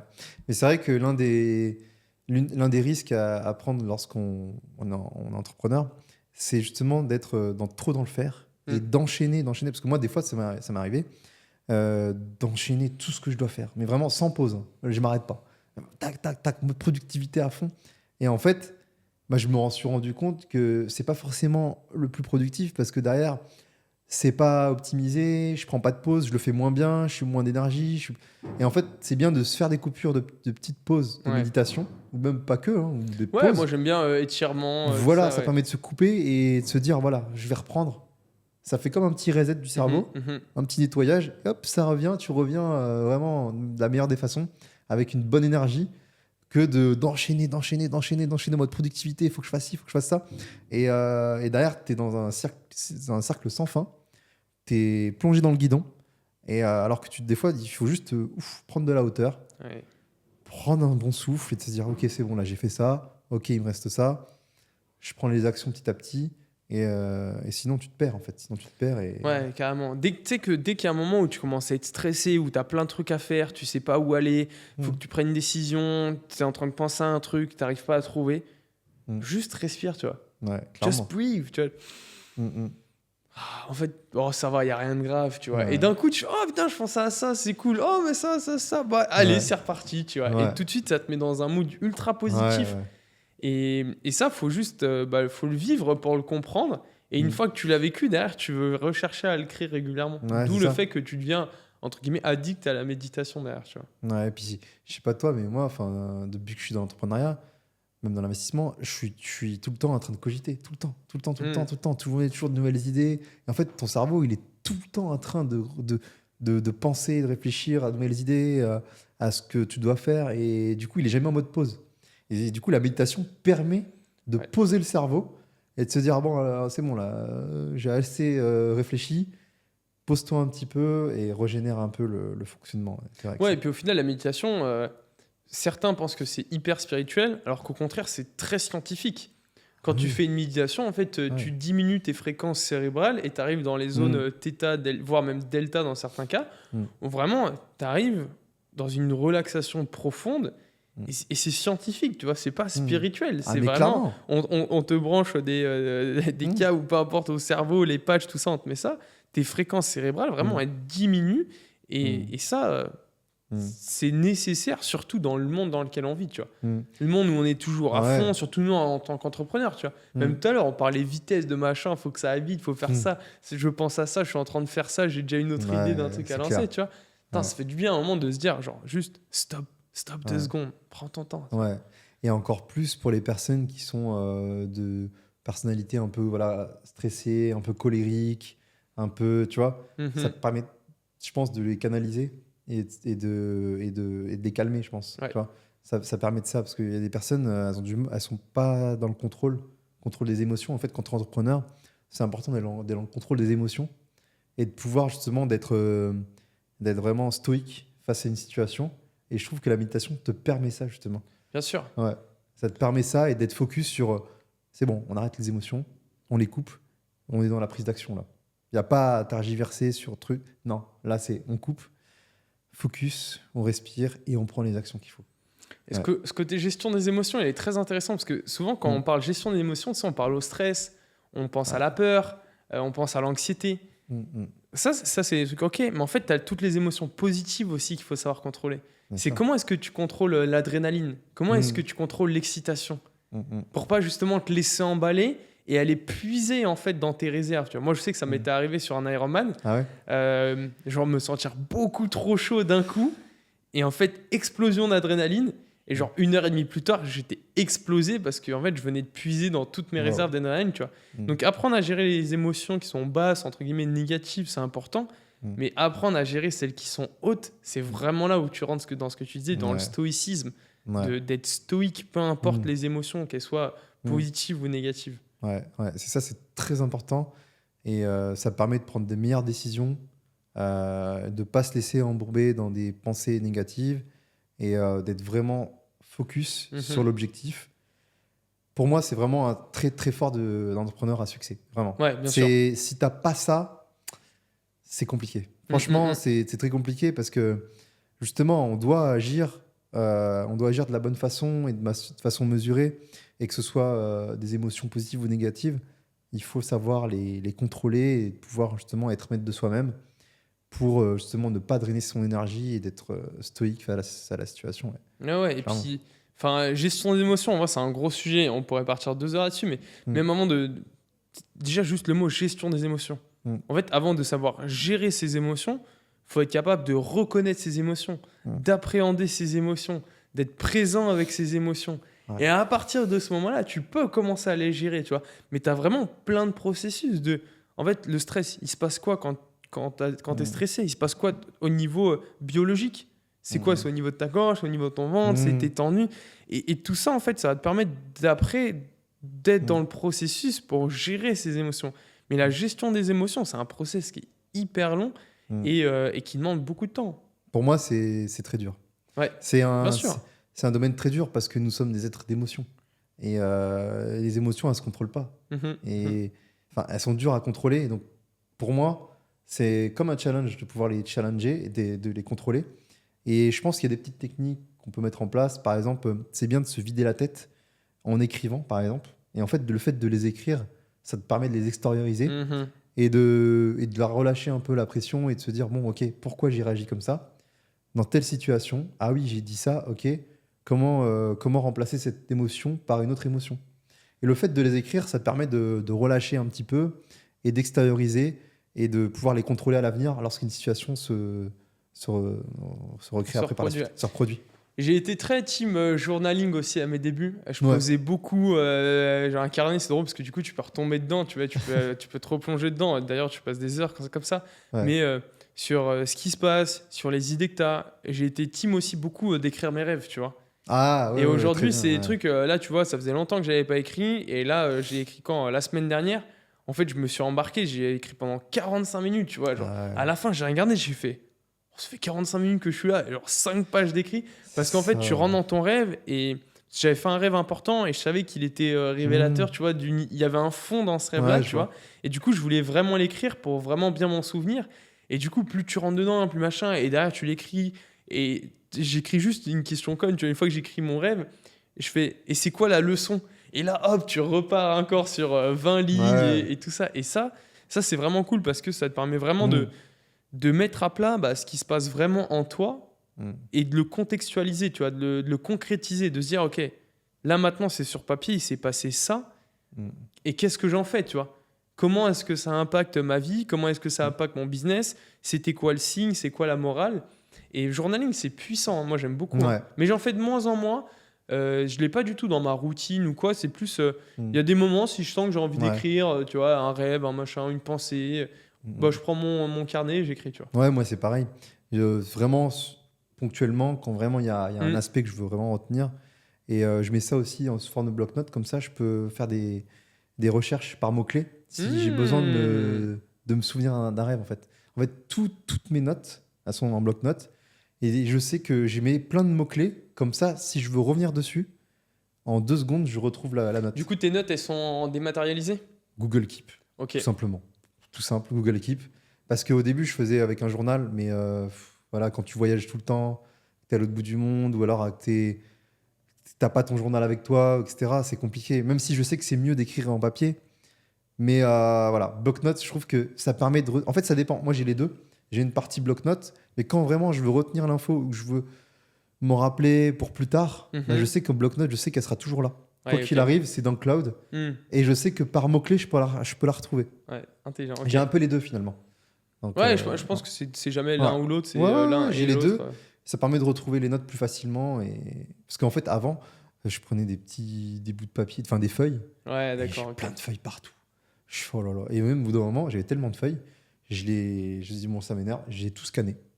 Ouais, j'ai mis dans le cloud. J'ai scanné toutes les feuilles. Et je les ai mis dans un PDF au cloud, comme ça je peux les retrouver à tout moment. Un truc pas mal, moi qui me chauffe, c'est la Remarkable. Je sais pas si tu vois ce que c'est. Ah oui, c'est la méga tablette en mode feuille A4 où ça, tu peux écrire dessus avec un stylo et ça va te le convertir en PDF. Ouais. Et du coup, tu as un peu ces deux choix de se dire, je l'écris quand même, mais en même temps, il est en PDF. Après, moi, je suis vraiment team papier. Je trouve que c'est vraiment bien. Mais c'est chiant parce qu'au final, je m'applique même pas à écrire. Parce que si tu t'appliques à écrire, t'en as plus pour 45 minutes, t'en as pour 1h10, tu vois. Bien sûr, oui. Mais j'aime bien. Franchement, il faudrait que je m'y remette. Je pense qu'on peut avoir un format hybride. Un format papier, un format digital. Ouais, c'est ça. Moi, j'ai les deux. Tu regardes, il y a des notes sur mon téléphone, sur l'application Notes, il y en a des dizaines. Et pour autant, pareil, j'ai deux carnets différents sur lesquels je note mes Et moi, c'est vrai idées, c'est vrai que ça c'est bien. Et du coup, moi maintenant, j'utilise pas mal l'IA avec ChatGPT. Et des fois, moi, en fait, je lui envoie la photo et je lui dis retranscris-le moi en texte. Voilà, tout simplement. Et comme ça, j'ai le texte. C'est-à-dire que tu peux l'écrire sur ton journal, Ouais. tu le scannes ou tu prends une photo, Ouais. je l'envoie dans le chat GPT et il me sort le texte finalement. Je lui dis retranscrit en texte et ça me permet de l'avoir. Très fort, ChatGPT. Ah ouais, moi j'adore. Ouais, Moi, j'utilise beaucoup. Hein. C'est Ouais. rare que j'ai pas une journée où j'utilise pas ChatGPT. Pareil. En fait, tout simplement, bon, parce que du coup, j'ai pris la version payante, tu vois, GPT-4. Pareil, la base. Mais en fait, il y a des questions. Quand j'ai une question, en fait, je vais même pas chercher l'info sur Google. Je pose la question à l'IA. En fait, elle te fait un résumé qui est concret. T'as ta définition, t'as machin. Ça va chercher tellement plus loin. Ouais. Et en fait, c'est synthétisé. Pour moi, l'IA aujourd'hui, c'est juste un gain de temps. C'est un gain de temps. Ouais, Ah c'est oui. un gain de temps, bien sûr. Parce que quand tu vas sur Google Search, tu te donnes l'info, enfin tu fais la recherche et tu tombes sur Et lui, je te ne sais donne pas combien de l'info. pages. Ouais, c'est Ouais. ça, exactement. Et en fait, à chaque fois, tu es obligé de recouper les infos de plusieurs pages, plusieurs sites web. Et derrière, tu te perds à lire des articles très longs pour rien. Ouais. Alors que là, c'est un condensé Ouais. de tout ce qu'il y a à savoir. Tu ne perds pas de temps. Tu as l'information en 2 secondes parce que c'est vraiment rapide. Oh, carrément. Synthétisé, t'as pas besoin de chercher. Moi, je sais que j'utilise que ça. Ouais, C'est moi fini. aussi. Ouais. La barre de recherche Google, c'est fini. Moi aussi. C'est fini. À part si je veux aller spécifiquement sur un site, Ah oui. mais sinon, j'utilise plus Ouais. Google. Hein. C'est direct GPT-4. Ouais, Il est bien sûr. dans ma barre des favoris. Ouais. Et tout. Et tu peux lui poser vraiment tout et n'importe quoi. C'est vraiment Bah, c'est ça qui ça. est cool. Hein. Il y a un jour, j'ai vraiment j'ai eu une idée de dingue avec ChatGPT parce que en fait, je cherchais un maître d'œuvre pour des travaux. D'accord. Et en fait, il fallait que je liste tous les maîtres d'œuvre avec les numéros de téléphone. Mhm. Donc, ce que j'ai fait, c'est que je lui ai dit, j'ai dit à ChatGPT, recherche-moi sur Google la liste de tous les maîtres d'œuvre dans cette ville-là et tu me le mets dans un tableau avec leur numéro de téléphone. Ben, en fait, il m'a sorti le tableau. C'est ça qui est dingue. Il m'a sorti le tableau. Et à la fin, je lui ai dit peux-tu me sortir le fichier Excel? Ben, il me l'a sorti. Donc, c'est-à-dire qu'à la fin, j'avais un fichier Excel avec le nom de tous les maîtres d'œuvre et le numéro de téléphone. Et après, derrière, je lui ai dit rajoute-moi cette colonne-là. Et ensuite, j'ai écrit un gros prompt pour lui dire voilà ce que j'attends d'un maître d'œuvre. Je veux qu'il ait cette expérience-là. Je veux qu'il soit spécialisé dans ce domaine-là. Et quelles questions je peux lui poser. Il m'a sorti une liste de dizaines de questions. Et ensuite, je lui ai dit intègre-moi toutes ces questions dans chaque colonne du tableau. Comme ça, moi, lorsque je vais les appeler, je vais pouvoir dire oui, non, oui, l'expertise est là-dedans, oui, non, etc. Il m'a fait un tableau de fou. Voilà, j'ai le tableau Excel. C'est-à-dire que là, j'ai plus qu'à appeler, remplir mon tableau avec les questions à poser et je fais mon benchmark du meilleur maître d'œuvre qu'il me faut pour mes travaux. Et il y a un an, tu aurais passé une journée là-dessus. Bah oui, j'aurais été sur page jaune, etc. petit à petit, ou alors j'aurais été dans telle ou telle page. Les questions que j'aurais posées, peut-être que j'en aurais oublié. La traçabilité, le suivi de toutes mes réponses. J'aurais passé du temps à faire un tableau. Oui. Ou alors j'aurais pris quelques notes par-ci par-là. Là, non, je ouvre le tableau Excel, j'appelle, j'ai les réponses, c'est bon, je fais mon... Et même à la fin, avec les réponses aux questions, je peux même lui demander Bien sûr. de me donner le meilleur maître d'œuvre parmi ces réponses-là, de celui qui est le plus adapté à mon projet. Et ça, c'est dingue. Non, c'est... Ah, franchement, ChatGPT, il a révolutionné le monde. Et franchement, c'est que le début. Et c'est un gain de temps. Clairement, c'est un gain de temps énorme. Ouais, c'est un gain de temps pour tout. Je dis, en fait, ça remplace pas, ça t'aide. Ah oui. C'est ça vraiment qu'il faut comprendre, c'est que ça remplace pas l'être humain dans le sens où la qualité de ton prompt, la qualité de ce que tu lui demandes et de l'information que tu lui donnes déjà en amont va faire en fait la qualité de sa réponse. C'est que tu peux moi je l'utilise pour des scripts vidéo YouTube, sur des trucs comme ça, mais en fait, ça me sort pas le script. Je vais lui dire, je veux faire une vidéo YouTube sur ça, je veux qu'elle soit comme ça, parce que au final, moi, je suis en train de faire ça, ceci, j'ai besoin qu'elle soit virale, qu'elle retienne l'intention, etc. Comment est-ce que tu pourrais organiser ça? Qu'est-ce que tu vois dedans, etc. Et en fait, c'est juste que ça t'aide. Et derrière, ça va pas te remplacer, ça va pas tourner la vidéo, ça va pas mettre ce que tu vas dire dedans. Par contre, ça va te donner des points clés. Là, tu fais ah ouais, putain, ok, c'est vrai que ça, c'est pas con. Et il faut que je l'intègre dans mon speech parce que c'est vraiment un point qui est intéressant. Et en fait, juste, tu avais pas pensé, tu vois. Bah en fait, c'est ça. C'est juste un gain de temps. C'est une extension de nous-mêmes. C'est comme si tu avais un gadget en plus pour aller plus vite. Ouais, en fait, c'est vraiment une. J'avais Elon Musk qui avait dit ça. Et genre, ça m'avait vraiment marqué. Il avait dit ça dans le podcast avec Joe Rogan. Il avait dit qu'on était des bioniques déjà. Parce qu'on avait un téléphone qui était greffé à notre main. Et du coup, qu'on avait une extension technologique déjà intégrée à notre corps. C'est vrai. Et en fait, c'est la même chose. ChatGPT, c'est encore une extension encore Ah, mais plus là- puissante de ça, Ouais. qui fait qu'aujourd'hui, en 5 minutes, enfin rien du tout, Mm. aujourd'hui, dans notre main, Hmm. on a plus d'informations qu'un président il y a 30 ans. Ah, mais clairement. Mais On a c'est- plus de puissance que lui, plus de pouvoir sur la recherche des informations, etc. Ouais. C'est fort. Ouais, et puis c'est une grosse aide sur la prise de décision, surtout. Mm. Parce que ça te permet d'avoir des positions beaucoup plus éclairées sur un domaine. Et en fait, tu peux avoir les informations sur tout. Ouais. Tout. Et c'est ça qui est fou, quoi. Et je pense qu'aussi, ça limite les frictions, le fait de demander à 10 000 personnes. Là, au moins, tu as l'information directement dans ta main. Tu sais que, en plus, c'est vérifié. Voilà, en plus, tu peux approfondir le sujet en lui posant des questions plus précises. Et voilà, c'est un gain de temps. C'est fou, quoi. Ouais, non, j'aime beaucoup. Donc, ouais, non, franchement, c'est très utile. Très utile. Ouais. T'en as d'autres, comme ça, des outils de productivité que tu utilises Outils de productivité, j'écoute un petit peu Notion, mais je le maîtrise pas assez. Moi, j'aime beaucoup tout ce qui est mind map. Ah, pareil. Mind map, moi, je suis très fan. Là, j'utilise Xmind. Xmind, vraiment, pour l'instant, Ouais. rien à redire.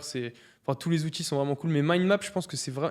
Ouais. Pour moi, c'est très cool pour poser, en fait, dans le sens où Mm. un Word, déjà, ça va être au format vertical, alors qu'un mind map, c'est au format horizontal. Ouais. Et tu vas juste aller mettre des mots-clés dedans. Ouais. Et en fait, des mots-clés, derrière, tu peux créer en plus, derrière, plein de choses. Mais tu vois, par exemple, une vidéo YouTube, je la structure pas sur un Word, par exemple. Mm. Je prends un mind map et en fait, j'ai mon point Mhm. numéro 1 qui est Ouais. redécoupé en 3 points. Ce qui fait que sur mon écran de l'ordi, je vois directement en fait toute ma structure de ma vidéo. Et ça, c'est pour tout. Sur des vidéos, sur des notes, etc. Ouais. Un programme de formation. Ouais, Tu vois, là, le ouais. programme Tout mon contenu de support. Mhm. En fait, je suis en train de le créer sur mind map, sur une mind map. Parce que si tu le crées sur un Word, Mm. tu te perds, mais complet. Ah bah oui, bien Parce sûr. qu'en fait, toi, tu vois ta page numéro 1 qui est là avec tes premiers supports. Mm. Ta page 3, il faut slider tout. Etc. Alors qu'un mind map, tu as tout à disposition Ah oui. en one shot. Bah oui. Tu peux cliquer dessus pour réduire et pour augmenter tu sais, genre, toutes les branches. Non, c'est très fort. Ah, mais clairement, c'est un outil surpuissant. Moi, Mm. ça m'a permis de dégrossir plein de sujets C'est ça, ouais. et d'avoir les idées. Moi, mes idées étaient un peu éclatées un peu partout. Et là, le fait de tout retranscrire sur une mind map, ça m'a permis d'avoir une vision assez large et de savoir où je vais. Et c'est vrai que voilà, dans un Word, c'est beaucoup plus compliqué Ouais. d'avoir toutes les infos condensées. Enfin, et j'utilise aussi Xman sur PC. Ouais, Ouais, très franchement, fort. c'est game changer Très fort. et c'est Mm, super, mm, mm. super intuitif en plus. Et pour les formations, ce qui est bien aussi, ouais, tu peux mettre tous tes modules et ensuite enregistrer un loom en partageant le mind map. Comme ça, toi, tu as ta tête en bas à droite. Ouais. Et tu peux partager petit à petit.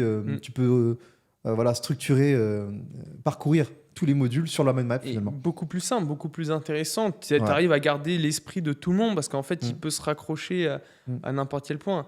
Ouais. Mind map, qu'est-ce que j'utilise d'autre? Du coup, Brain FM, Mm. Toggle, Mind map, Mm. Notion Calendar. J'ai quitté Google Calendar pour Ah oui Notion Calendar. Pourquoi? Tellement mieux. Je trouve ça beaucoup plus simple, beaucoup plus efficace. Il y a quoi de Efficace, plus du coup efficience. il y a quoi de... C'est pas il y a quoi de plus, il y a quoi de moins. Je trouve que c'est beaucoup. Par exemple, moi Ah. qui fais beaucoup de calls et tout, tu crées une invitation pour un call en 2 secondes. Le Ouais. lien Google Meet, il est pas dedans, faut pas cliquer. Non, il est tout de suite. Ah ouais.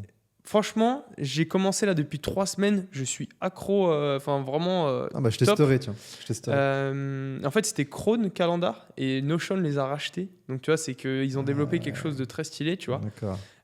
Et en plus, tu peux vraiment le pousser derrière si tu maîtrises bien Notion, que je maîtrise pas assez. Et après, Google Drive, pour moi, beaucoup trop Ah bah. sous-côté. Pareil. Beaucoup trop sous-côté, Google Drive. C'est Ouais. c'est une folie. Moi, j'ai l'abonnement à 200 gigas, j'ai tout sur Google Drive. Pareil. Toutes mes vidéos, tous les b-rolls, tu mets tout en commun. Ouais. Regarde, ce podcast, on va sortir d'ici. Ouais. C'est moi qui vais le recevoir. Ouais. Je vais le mettre sur Google Bah Drive. oui. Tu vas y avoir accès. C'est ça. Bah Non, oui, Google Drive, c'est trop bien. rapide. Ouais. C'est vrai que moi, pareil, hein, ça m'a changé la vie d'avoir Google Drive et je Ouais. fais tout avec. Hein. Ah ouais, J'ai moi tout. aussi. Même, tu vois, moi, pour ma gestion IMO, j'ai tout sur Google Drive. Ouais, C'est-à-dire bien que j'ai sûr, un ouais. dossier par immeuble Mhm. et dans chaque dossier des immeubles, j'ai tout classé. Donc, dossier notaire, dossier bancaire, compta et en fait, tout. C'est-à-dire que là, je peux me pointer à n'importe quel rendez-vous avec un notaire, un banquier, un artisan, etc.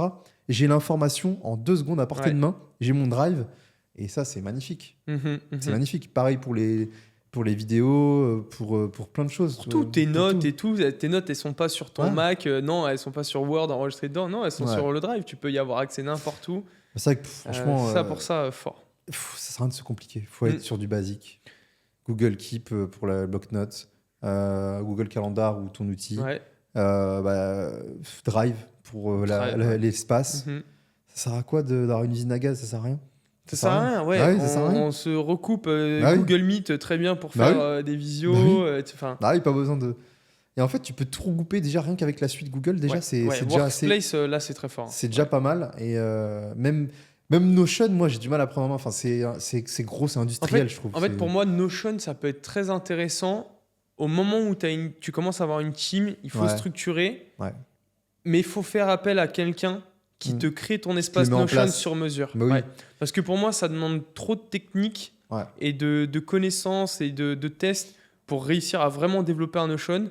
Alors que tu vas payer un mec 800 ou 1000 balles pour qu'il te crée un Notion exprès pour toi, sur mesure à tes besoins. Et ça sera beaucoup plus pertinent. À prendre en main, c'est trop long. Ça vaut mieux avoir quelqu'un qui te fasse ça. C'est un peu comme Asana finalement, c'est pareil. C'est pareil. C'est la même chose. Et c'est vraiment des outils assez pointus, vraiment quand tu veux scaler. Mais au début, il faut commencer minimaliste. Ouais, tout à fait. Le moins possible. C'est dans tout. Ouais, non, faut arrêter de se perdre avec un Trello, un Asana, vouloir tous les outils du monde, etc. On revient au simple avec un Google Drive, Xmind. Voilà. Un Google Calendar ou Notion Calendar et c'est très bien, tu vois. Ah non, ça fait l'affaire. Pour ça, c'est les premiers outils qu'il te faut. T'as besoin de rien de plus, quoi. Bah oui, des fois, on veut chercher compliqué, mais non. Tu crois que c'est l'outil qui va te faire ta performance? Non, c'est pas l'outil. Mais c'est non, toi, mais non, bien sûr. C'est ton process simple. C'est ça. Pour scaler et prendre. Et puis c'est ça. Puis après, petit à petit, plus tu scales, plus tu mets en place, une communauté, éventuellement sur Slack ou sur Discord ou sur School ou sur The Circle. À voir selon tes besoins, ce que t'aimes, etc. Des fois, il suffit juste d'avoir un petit groupe WhatsApp et ça fait l'affaire. Tu commences avec un groupe WhatsApp. Là, je suis en train de te dire, en scale, quand tu arrives à 20-30 personnes, tu vois, parce que c'est quand même plus sympa. Mais au début, t'embêtes pas à dire, je crée une commune et tout. Un groupe WhatsApp, c'est très très bien, ça suffit largement. Largement, bien sûr. Et tout le monde est réactif. Moi, tu m'envoies un message sur WhatsApp, mes clients, ils adorent WhatsApp. Ils m'envoient un message direct, il est 21h, parfois, tac, je prends le temps de répondre. Je me dis, tu sais, je me dis souvent, tu sais, il est 21h, je reçois un message, je fais, est-ce que je le skip ou j'attends demain matin? Parce qu'en même temps, il est 21h, ou alors je me dis, envoie-lui de la valeur tout de suite. Genre, il est 21h, tu réponds à 21h05. Là, tout de suite, tu remets de la valeur sur ta disponibilité et la valeur de ton accompagnement, tu vois. C'est vrai que moi j'aime bien direct, j'attends pas direct. Moi aussi. Je balance parce qu'en plus demain il y aura d'autres trucs à faire, etc. Et j'ai trop procrastiné là-dessus quand j'ai commencé l'IMO, tu vois, de voir un mail, de se dire l'administratif, non, ça je le gérerai plus tard. Et en fait, 3 semaines plus tard, tu l'as toujours pas fait parce que t'as pas envie de t'y mettre. Et à un moment, tu t'y mets et en fait, en une demi-heure, c'est fait. Là, tu te dis, mais pourquoi j'ai attendu autant de temps, tu vois? Et les messages, c'est pareil. Dès que je le vois, je le réponds parce que sinon, ça sert à rien. En fait, tu utilises de l'énergie à le voir, le lire, mais pas et en fait cliquer dessus et répondre, ça va que prendre 40% de plus, tu vois. Parce que tu t'es déjà défocus de là où t'étais. Clairement. De ce que t'étais en train de faire. Et c'est vrai que du coup, moi, j'ai priorisé les tâches parce qu'avant, j'avais une to-do list, mais énorme. À rallonge, c'était imbuvable le truc, t'as pas envie de le faire. Et du coup, moi, maintenant, j'ai compartimenté entre une to-do list qui est sur les actions très urgentes et importantes. Et du coup, là, c'est à moi de les faire de façon très rapide, donc les programmer pour le lendemain. Et une autre to-do list sur les tâches importantes, mais qui ne sont pas forcément urgentes, mais que je peux déléguer. Et ça, cette liste-là, j'essaie au maximum de les déléguer au maximum. Et comme ça, je suis plus focus sur mon travail. Et il y a une autre to-do list où c'est urgent, où là, je dois faire... Enfin non, c'est plutôt urgent, où je peux le déléguer, et là, c'est urgent. Et là, important, où là, je peux prendre du temps pour le faire, mais il faut que je le programme dans mon... important, mais pas urgent. Ça voilà, ça, Matrice d'Eisenhower, en fait. Tu as les 4 blocs. Ça. Matrice d'Eisenhower, exactement. Et ça va apprendre nous. Et du coup, c'est marrant parce que dans cette liste-là, j'ai viré tout ce qui était non urgent, non important. Et des fois, je me dis, mais pourquoi je l'ai mis? Enfin, ça sert à rien. Et, tu les mets juste pour faire genre, tu as des trucs à faire. Oui, voilà, c'est ça. Et d'utiliser cette matrice d'Eisenhower, ça m'a changé la vie, clairement. Ça m'a changé la vie parce que du coup, je suis plus... focus sur ce qui est vraiment urgent et important et de faire les actions rapidement, ça te permet de pas procrastiner. Des fois, c'est comme tu dis, il y a des tâches, tu les fais en 2 secondes. Tu les fais en 2 secondes, tu dis, mais... Et en plus, le fait de la garder de garder la tâche dans ton to-do list, ça te fait une charge mentale. Ça te fait une charge mentale. Et Bah surtout, oui. et souvent Bah oui. très grande comme charge Mais mentale oui, en plus. pour un Parce que petit truc. tu sais que tu dois le faire, Ouais. mais tu veux pas le Ouais. faire. Alors qu'en fait, ça se trouve, ça va te prendre une demi-heure. Ah, tu vois. en plus, Si ce n'est ouais, moins. surtout dans l'IMO, en plus, c'est des trucs chiants, Ouais. administratifs. Tu dois envoyer des mails au comptable, faire des Ouais, déclarations. faire un dossier Enedis, Ouais, c'est machin, ça. envoyer un mail pour Ouais. une fois que t'as le consuel. C'est Faire ta... ça. ouais. C'est des trucs chiants, à responsabilité forte. En plus. Donc non, t'as pas envie de l'avoir dans ta charge mentale. T'as pas envie. Ouais. Soit D'accord. tu le fais rapidement, mais non, tu peux pas le laisser dans ta to-do list. Ouais, tu peux pas le laisser traîner. Ouais, Tu moi, peux pas, c'est tu vraiment peux une pas, mentalité que j'ai aujourd'hui de se dire ouais. ça dégage. C'est pour ça que c'est bien de se prendre des slots dans la semaine pour faire tout ce qui est admin. Ça, c'est bien de réserver par exemple une après-midi dans la semaine et tu fais tout ce qui est admin, tout ce qui est chiant. Et tout le reste de la semaine, t'es tranquille en fait. Ouais, ça en termes Ouais. de productivité, de se bloquer un créneau de 2, 3, 4 heures, Ouais. dire ça c'est admin, ça c'est création de contenu, là cette journée-là c'est que pour des calls, Ouais. cet après-midi-là elle est free pour des déplacements, pour une création de contenu, pour une Ouais. séance entre potes, tu vois, moi je sais que c'est mon jeudi après-midi, tu vois, Ouais, par ouais, exemple. clair. Et ça c'est intéressant parce que ça te permet de créer une routine qui est pertinente à ta performance, tu vois. De se dire, ok, en fait, je sais que là, c'est ça, ça, c'est ça, ça, c'est ça. Et tu peux prendre de l'avance, tu vois, comme ça. Ah, mais trop. Franchement, c'est super important. Et je pense qu'on néglige ça. Et c'est super important de le mettre en œuvre, clairement. Parce que souvent, ouais, c'est ça le problème. On peut vite procrastiner sur des éléments que tu peux faire très rapidement. Donc, ouais. Ah, c'est l'organisation. Non, l'organisation, franchement, c'est Ouais. c'est une base, vraiment. Ouais, c'est ça. Et toi, au bout d'un moment, quand tu voudras, par exemple, quand tu feras plus de chiffres et que tu auras scalé, tu te vois plus vivre en France ou tu te vois expatrier? Comment tu vois tes... Moi, je suis team, je reste en France, moi. Ah ouais? Moi, je suis team, je reste en France. Ouais. Ouais, parce que je pense que la France, c'est un vrai paradis fiscal. Ah oui? Pour moi, la France, c'est un paradis Pourquoi? fiscal. En fait, moi, je travaillais pendant 5 ans en cabinet d'expertise comptable. Donc, je connais en fait tous les montages que tu peux faire pour optimiser ton patrimoine, D'accord. optimiser la croissance de ton entreprise et tout ce qui va avec, tu vois. Je sais que là, cette année, j'ai un projet de rachat d'entreprise en cours aussi, parce que en fait, tu sais que tu peux aller utiliser des leviers bancaires pour lever des fonds, des leviers juridiques, tu crées des structures appropriées avec une holding, etc. Des leviers financiers, des leviers fiscaux, où tu vas pouvoir utiliser par exemple le phénomène d'intégration fiscale pour compenser des déficits de l'IMO avec du bénéfice de ton activité. Et en fait, tout ce côté-là, tu vois, fait que je le maîtrise bien. De l'optimisation, tu vois, t'investis avec tes parents et avec un démembrement des parts sociales, comme ça, t'anticipes la succession. Des trucs. En fait, la France, c'est tellement une aire de jeu qui est tellement vaste quand tu connais les codes que autant les utiliser réellement, tu vois, à leur avantage. Et donc, dans cette idée, je resterai en France sur, à moyen terme, tu vois, peut-être 5, 8 ans. Et après, je sais que je partirai sur le marché, enfin, sur l'US. Tu vois. Je sais que... Ah, toi, c'est plus l'US? Ouais, je pense... j'ai pas encore été, mais j'aime beaucoup ce qui se passe là-bas. Ouais, Miami. Et ouais, tu vas voir, je sais pas, j'ai pas encore été, tu vois, LA, Austin, Miami, je sais pas trop encore. Cool. Mais ouais, je me vois bien là-bas, tu vois. Non, c'est vrai que je pense qu'il faut prendre en compte ça, clairement. Parce que c'est... Forcément, c'est important de vivre là où tu te sens bien. Ça, c'est super important. Mais comme tu dis, on peut faire une grosse... c'est pour ça que je suis en France aussi, c'est que...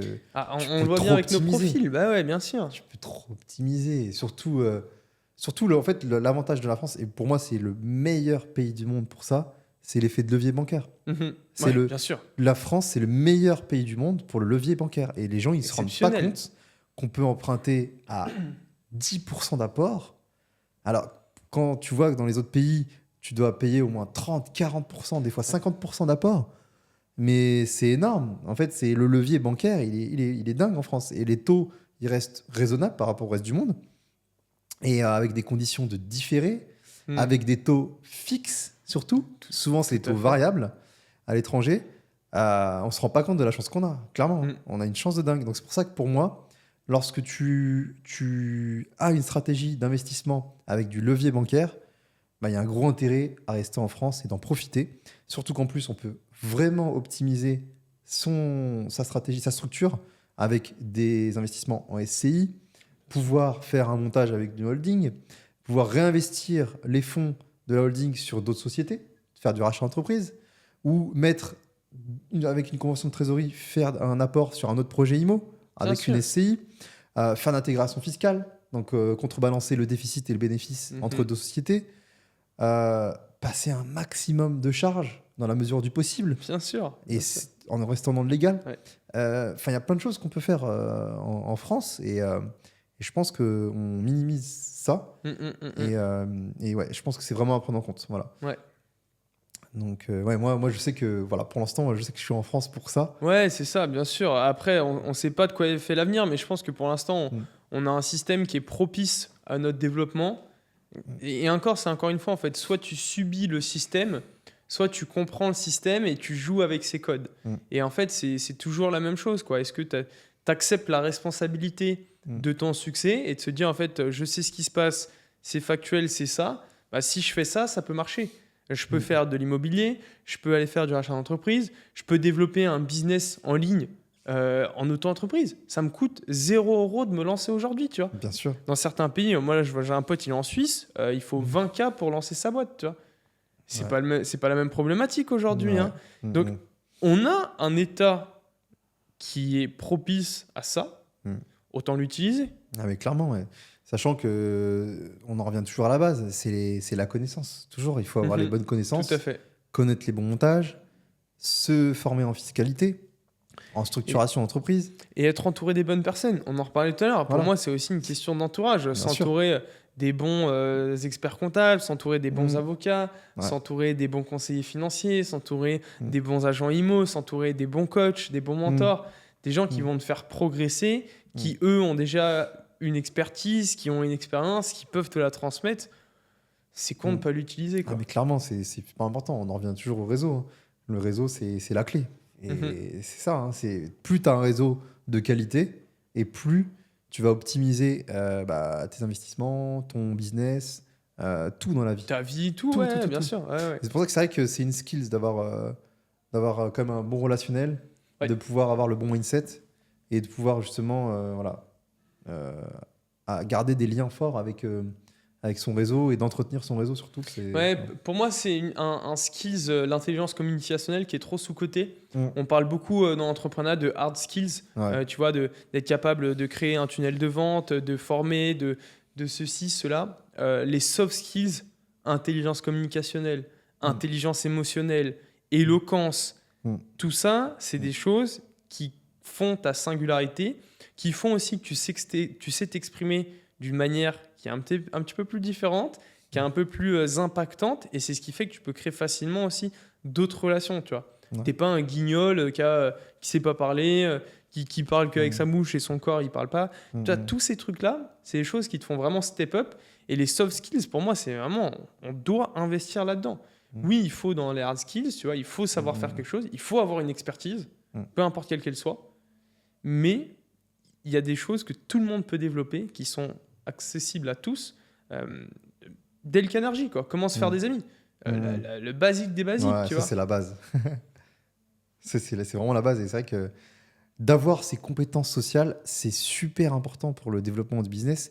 Et encore plus maintenant. Il faut avoir ces compétences et de pouvoir avoir une intelligence sociale, de pouvoir justement apporter de la valeur et pouvoir avoir, comme tu dis, de l'éloquence, de la communication, de pouvoir justement avoir parce que c'est vrai que je pense que c'est plus dur pour des personnes qui sont un peu introverties, extraverties, etc. Enfin, introverties et un peu réservées.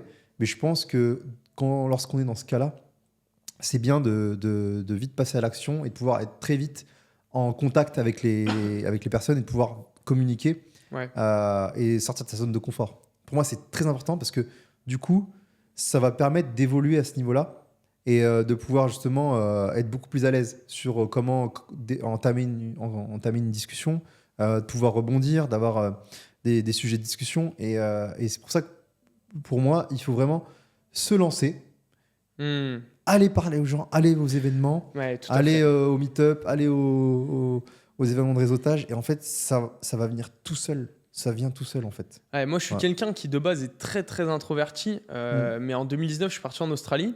Et en fait, tu arrives en Australie, je suis arrivé à Perth et il était déjà 21h. Et en fait, tu arrives dans l'auberge de jeunesse. À ce moment-là, tout le monde est dehors autour de la piscine, en mode soirée, à boire des coups et tout. Toi, tu arrives, tu es là, genre, je regardais par la fenêtre et j'étais là en mode bah, c'est cool, tu vois, genre, je peux pas aller parler à ces gens-là, j'ai trop peur. Et en fait, bah, tac, je sors dehors, je vais faire un tour. Je reviens, je vois qu'il y a 3 Français, je fais bah, mec, c'est maintenant ou jamais, tu vois, genre sors de ta putain de zone de confort et va leur dire bonjour, tu vois. Et en fait, au début, t'as un guignol, je me souviendrai toujours, je revois, salut les gars, moi c'est Steve, ça va, je viens d'arriver. Ah mais moi aussi et tout. Et en fait, d'un coup, genre direct, tu ouais. Et en fait, genre, ah bah ok, en fait, tout est normal, tu vois. En fait, et c'est pareil tu fais un network. Ah bah salut, moi c'est machin, je viens de commencer l'IMO. Ah bah toi aussi, bah, moi aussi je viens de commencer l'IMO. Et en fait, tu te rends compte que d'un coup, tout le monde est pareil, tout le monde est au même niveau. Bah, oui. On est tous des êtres humains, on est tous à ce niveau-là, tu vois. On va tous avoir les pieds par terre. Quand on va aller aux chiottes, on va tous être assis à la même hauteur. Tu vois, c'est un truc que j'aime bien me rappeler aussi, tu vois. De se dire, en fait, il y a pas de, on est tous des êtres humains. Genre, il faut juste passer outre cette peur. Et pour ça, il faut juste passer à l'action, quoi. Mais c'est vrai que souvent, on se fait des montagnes sur le fait de briser la glace et d'aller entamer une discussion avec quelqu'un, mais la personne, elle est comme toi en face. Elle est comme toi. Carrément, pareil. Elle a les mêmes peurs. Bien sûr. Elle te connaît pas non plus. Alors qu'une fois que tu vas commencer à lui parler, vous êtes pareil. Tu vas te rendre compte qu'au fait, d'une, c'est pas sorcier.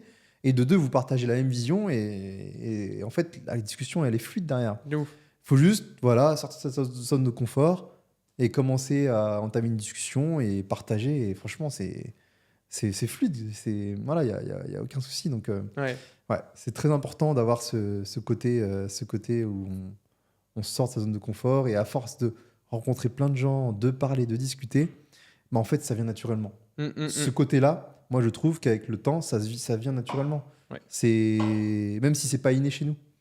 Donc, ça se développe, c'est comme tout.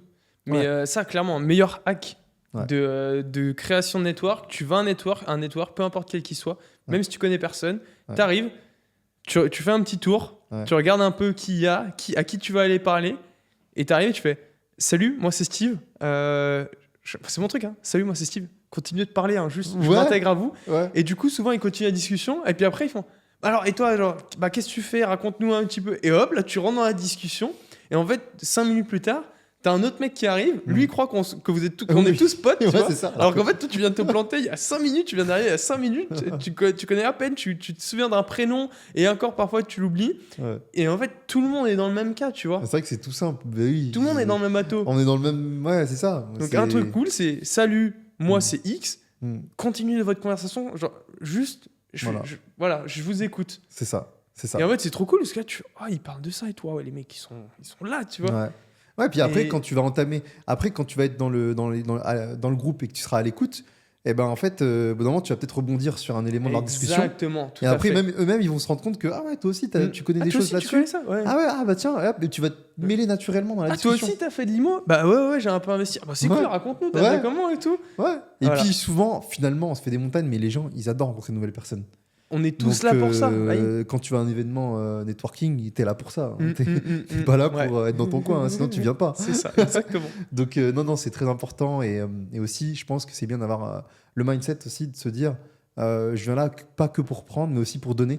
Et d'être dans un mindset où je suis là pour apporter de la valeur, de prendre une position où je suis là pour échanger. C'est un échange. C'est pas je viens pour prendre. Et derrière, je me tire. Ça sert à rien. Ça, c'est pas comme ça qu'on construit un réseau. Et pour moi, c'est pas la bonne façon de faire. Et pour construire de relations durables et d'avoir un réel impact sur la vie des gens et de s'intégrer naturellement et de construire des relations sincères et durables, pour moi, c'est super important d'être dans une optique de pouvoir donner avant de recevoir et d'être vraiment sincèrement dans l'échange, de pouvoir vraiment donner ce qu'on a à donner. Et dans tous les cas, c'est un cercle vertueux parce que tout le monde en bénéficie et ça revient naturellement. Donc, il faut avoir ce mindset de partage et d'échange. Et c'est comme ça qu'on construit un réseau de qualité. On se souvient de vous, voilà, d'être souriant et d'apporter la joie autour de soi. C'est vraiment... Voilà. Ouais, là-dessus, je suis d'accord. Pour moi, dans un event, tu peux aller parler à n'importe qui. Mais la question que tu dois te poser, c'est qu'est-ce que je peux lui apporter à cette personne, tu vois. Moi, je suis là pour l'écouter, etc. Mais ouais, ne pas être là pour prendre et poser 50 000 questions et tout. Non, tu vois, juste t'es là, écouter. Moi, je m'en souviens, l'année dernière, c'était au Biz Club d'Alexandre Ross. J'ai été parler à Alec Henry, tu vois. Donc, j'ai lui parlé, on se présente et tout. Il fait, alors, du coup, qu'est-ce qui se passe? Enfin, t'as une question et tout. Je fais, non, je voulais juste qu'on fasse connaissance. Comme ça, la prochaine fois qu'on se voit, tu sauras qui je suis, tu vois. Ah, cool. Et du coup, je suis sûr que la prochaine fois qu'on se voit, tu vois, je lui sortirai l'anecdote et il s'en souviendra, tu vois. Ouais. Et c'est un bon point d'accroche, tu vois. Arrêtez de vouloir tout prendre. Bah oui. Si tu veux prendre, en vrai, toutes les ressources, elles sont sur YouTube. Tu peux apprendre plein de choses sur YouTube. Tu peux apprendre dans des livres. Et justement, comment est-ce que tu peux faire que sur ce genre d'événement, tu es singulier, tu es différent des autres. Je pense que c'est ça qui est important aussi, tu vois, de développer une singularité qui fait que seul toi, à ce côté-là. Et moi, je sais qu'au final, je suis hyper content d'avoir investi autant de temps dans le sport parce que je sais qu'aujourd'hui, ce côté Ironman, on est très très peu à l'avoir dans l'entrepreneuriat. Ce qui fait qu'en fait, tu as tout de suite cette singularité où les gens en fait, sont intéressés par ça. Et du coup, tu n'es plus là uniquement en train de prendre, mais tu peux apporter aussi de la valeur sur un domaine dont tu as l'expertise. Ah, mais clairement, le sport, pour moi, c'est une des skills très importantes pour avoir ce côté challengeant, d'avoir un mental d'acier, persévérer, avoir une prise d'action assez élevée. Et c'est très important, en fait. Et du coup, souvent, c'est vrai que je vois dans l'investissement, il y en a beaucoup qui viennent du sport. Ouais. C'est marrant, il y en a beaucoup. Et j'ai souvent des sports assez endurants. Et je pense que ça se retrouve sur pas mal d'investisseurs ou d'entrepreneurs. Il y a ce côté, en fait. Il y a ce côté, on veut se dépasser. Il y a le dépassement de soi. Il y a l'accomplissement personnel. Et c'est pour ça que le sport, c'est à ne surtout pas négliger. Pour moi, un entrepreneur qui ne fait pas de sport, je me dis, mais comment il fait? Il y a un truc qui manque. Il y a un truc qui manque. C'est partie intégrante de ton parcours. Ouais, et puis pour moi, l'entrepreneuriat, c'est vraiment un sport de haut niveau. C'est des valeurs qui se partagent. Tu parlais de détermination, de résilience, de persévérance, de régularité, de volonté de dépassement de soi, de mindset, tout ça, c'est des valeurs en fait qui sont semblables à l'entrepreneuriat et au sport. Les sports de haut niveau ou pas de haut niveau, mais ça reste du haut niveau. Tu vois, c'est vraiment des gens qui sont là pour se dépasser constamment, s'améliorer. Et c'est le but même du sport. Peu importe quand tu fais du sport, quel sport tu fais, tu es dans une optique de t'améliorer. Clairement. Que tu sois du haut niveau ou pas, ton optique, c'est de s'améliorer. Si tu commences un sport dans l'optique juste de rester au même niveau, déjà, tu n'as pas commencé le sport pour ça. Déjà, donc on ne va même pas prendre ce cas-là parce que quand tu commences un sport, c'est pour progresser. Ouais, donc, c'est une valeur qui est importante. C'est la valeur de la croissance continue. Ouais. C'est vrai que moi, depuis le plus jeune âge, j'étais baigné dans le sport. J'ai fait 10 ans de natation. J'ai même fait des compétitions. Très donc, cool, voilà, j'ai l'endurance. J'ai vraiment tout cet aspect, on va dire, challengeant. Et ensuite, très rapidement, je me suis mis dans la musculation parce que, voilà, pour se développer, c'est comme tout le monde. Ça fait partie du jeu. Exactement. Et au bout d'un moment, pour moi, c'est cool, hein. Mais je me sentais pas assez challengé et j'avais besoin un peu de peps. Et donc, c'est pour ça que là, depuis quelques mois, je me suis mis dans un nouveau sport, c'est la boxe. Donc, je fais de la boxe anglaise. Et là, ça me met trop bien. Franchement, je me dis même, mais pourquoi j'ai pas fait ça plus tôt?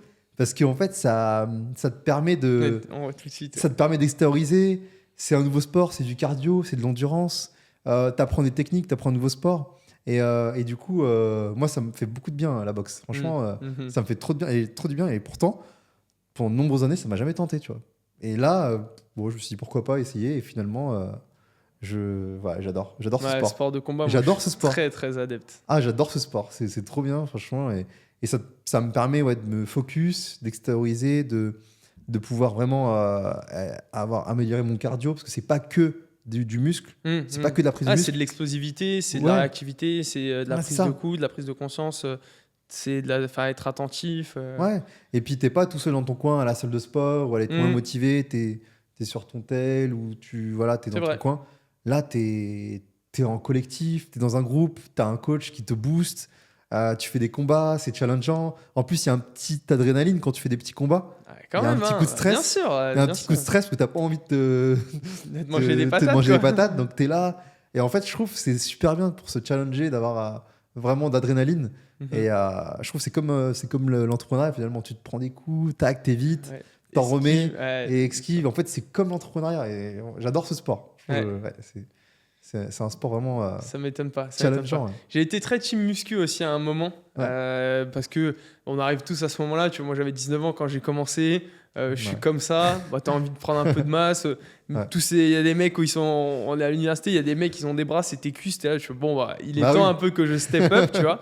Donc je me suis mis pas mal dans ce côté-là muscu. Le problème, c'est que c'est l'époque licence, tout ça. Donc en fait, tu vas 3-4 fois à la salle par semaine. Je mangeais bien, tu vois, j'avais compris l'importance de la nutrition. Mais en fait, le week-end, genre, c'était beuverie. Et en fait, c'est une croissance décroissante, tu tu perds vois. tout. Et ça me manquait de challenge aussi. Parce qu'à la fin, j'étais là, mais en fait, c'est quoi le but de la muscu? C'est toujours plus, mais pour arriver où? En fait, parce que je sais que je vais pas aller monter sur scène. Donc en fait, je vais où? Et c'est aussi pour ça que j'ai rejoint le côté le triathlon et sur le format Ironman, parce que tu te mets une compétition, tu t'entraînes pour quelque chose, tu vois. Et j'avais besoin beaucoup de s'entraîner pour quelque chose et d'avoir cette récompense à la fin, tu vois. Ouais, il y a vraiment un but finalement. Il y a une quête de. T'as une quête, t'as une prépa de 8 mois qui va te mener à un objectif, tu vois. Et c'est un peu comme dans l'entrepreneuriat, tu vois. T'atteins un objectif, t'as une préparation, c'est une stratégie, t'as un plan d'action avec des entraînements, différents cycles, selon la forme, selon là où t'en es dans ta préparation. C'est la même chose qu'avec l'entrepreneuriat, tu vois. Et j'aime beaucoup cette similitude. Ouais, c'est important, clairement. Ça te permet d'avoir de nouveaux objectifs, d'être dans l'accomplissement et je pense que c'est magnifique. C'est cool. Ouais. Non, mais c'est cool, franchement, le sport, c'est game changer. Ouais, bien sûr. Il y a pas de. Enfin, tu regardes, tous les entrepreneurs font des sports. Ouais, c'est vrai. Hein. Tous les entrepreneurs à succès que tu prends aujourd'hui, que tu peux connaître, t'en prends 10, il y en a 10 qui font du sport. Il n'y a que Oussama Marc. Et encore, Oussama, j'ai vu qu'il s'était mis à. Ouais, je crois que Antoine a commencé à entraîner. Ouais, je crois qu'il en fait. Ouais. Donc il s'est remis au sport. Ouais, c'est clair. C'était le seul, c'était le dernier. Ouais, c'est ça. Donc si Oussama maintenant a commencé le sport, maintenant t'as plus aucune excuse pour ne pas faire de sport. Plus d'excuses là, ça y est. Non, c'est vrai, c'est important. Et tu prends des compléments aussi un petit peu, non? Ou pas du tout? Pas tant que ça pour le moment. Là, j'aimerais bien level up sur la partie complément, micronutrition, micronutriments, etc. Parce que cette saison va être très, très challengeante. Après, je prends pas mal de nutrition moi, pendant l'entraînement. Tu vois, des barres, des gels, des poudres qui me permettent d'avoir un apport en glucides qui est élevé, tu vois, parce qu'on est sur un sport qui est très exigeant, qui demande une consommation de glucides hyper importante, tu vois, parce que quand tu pars sur des entraînements de 4-5 heures, si tu consommes, ou même 1 heure, tu vois, si tu consommes pas de glucides, en fait, tu vas aller taper dans tes réserves, alors que le but de la prépa, c'est de pas aller taper dans ta... J'ai dû apprendre beaucoup sur la nutrition de l'endurance. C'est vraiment complètement différent que le game de la muscu ou de la natation, un truc comme ça. Tu vois, là, on part vraiment dans l'endurance qui demande vraiment une attention sur la nutrition qui est beaucoup plus importante, tu vois. Ouais, c'est vrai que c'est important. Ouais. J'avoue, c'est... Pour moi, c'est vrai que je pense qu'il y a une préparation mentale, mais aussi alimentaire. Oui, bien sûr. La nutrition, c'est super important. Moi, je sais que j'ai commencé les compléments il y a quelques mois. Ouais. Du coup, je prends tout ce qui est oméga 3. Classique. Peptides de collagène et aussi des vitamines. Tout ce qui est vitamine C, D, etc. C'est un condensé de vitamines. Bien sûr. Ça me permet d'être vraiment bien, en fait. Ouais, et puis pas avoir de carences. Ouais, pour éviter les carences et d'être focus. Et aussi, j'ai une mixture où en fait, j'ai un peu tout dedans. Et j'ai des probiotiques, j'ai du maca, guarana, tout un mélange. C'est quoi comme marque? C'est, je te montrerai, je connais plus la marque, c'est une marque américaine, mais je te montrerai le pot que j'ai. Ouais, carrément. Ouais. Et ça te permet de te booster dès le matin et franchement, c'est cool. Il y a tout le nutriments. C'est pas mal. Ouais, c'est un truc, là, c'est ce que j'ai passé, mais voilà, c'est un coût aussi. C'est vrai que c'est là, le focus, t'es pas dedans. Là, je vois déjà, je dépense beaucoup d'argent en nutrition, tu vois. Ah ouais. Rien que sur l'entraînement. Là encore, on est en début de saison, donc ça va, je suis pas trop à cheval, mais tu vois, en milieu de saison, c'est 100 balles par semaine de bouffe juste pour l'entraînement, tu vois, d'un entraînement. Ouais, j'imagine tout ce qui est protéines, poulet, tout ça. Zéro. Non, juste en consommation pendant l'entraînement, tu vois. Des barres, des gels. Bah ouais, parce t'es obligé de... Bah ouais, en fait, tu t'entraînes tellement dans la semaine, t'as un tel volume que tu peux pas te permettre d'aller taper dans les réserves, mais de nourrir tes muscles, de te nourrir en fait pour que le glycogène que ton muscle va chercher pendant l'entraînement, il n'aille pas le chercher dans les réserves, mais il aille le chercher dans ce que tu es en train de lui donner à l'instant T, tu vois. Ouais. Ce qui fait qu'en fait, sur tu vois, une sortie de 20 bornes de course à pied, tu vois, qui est une classique sur un dimanche, en fait, tu vas consommer 2 gels, c'est 2,50 balles le gel, tu vois. plus une scoop de boisson isotonique. Pareil, c'est encore 2 balles. Donc en fait, tu fais un 20 bornes, c'est à 6 balles, tu vois. Ah ouais. Parce que sur une prépa de 8 mois, tu es obligé de nourrir tes muscles constamment, quoi.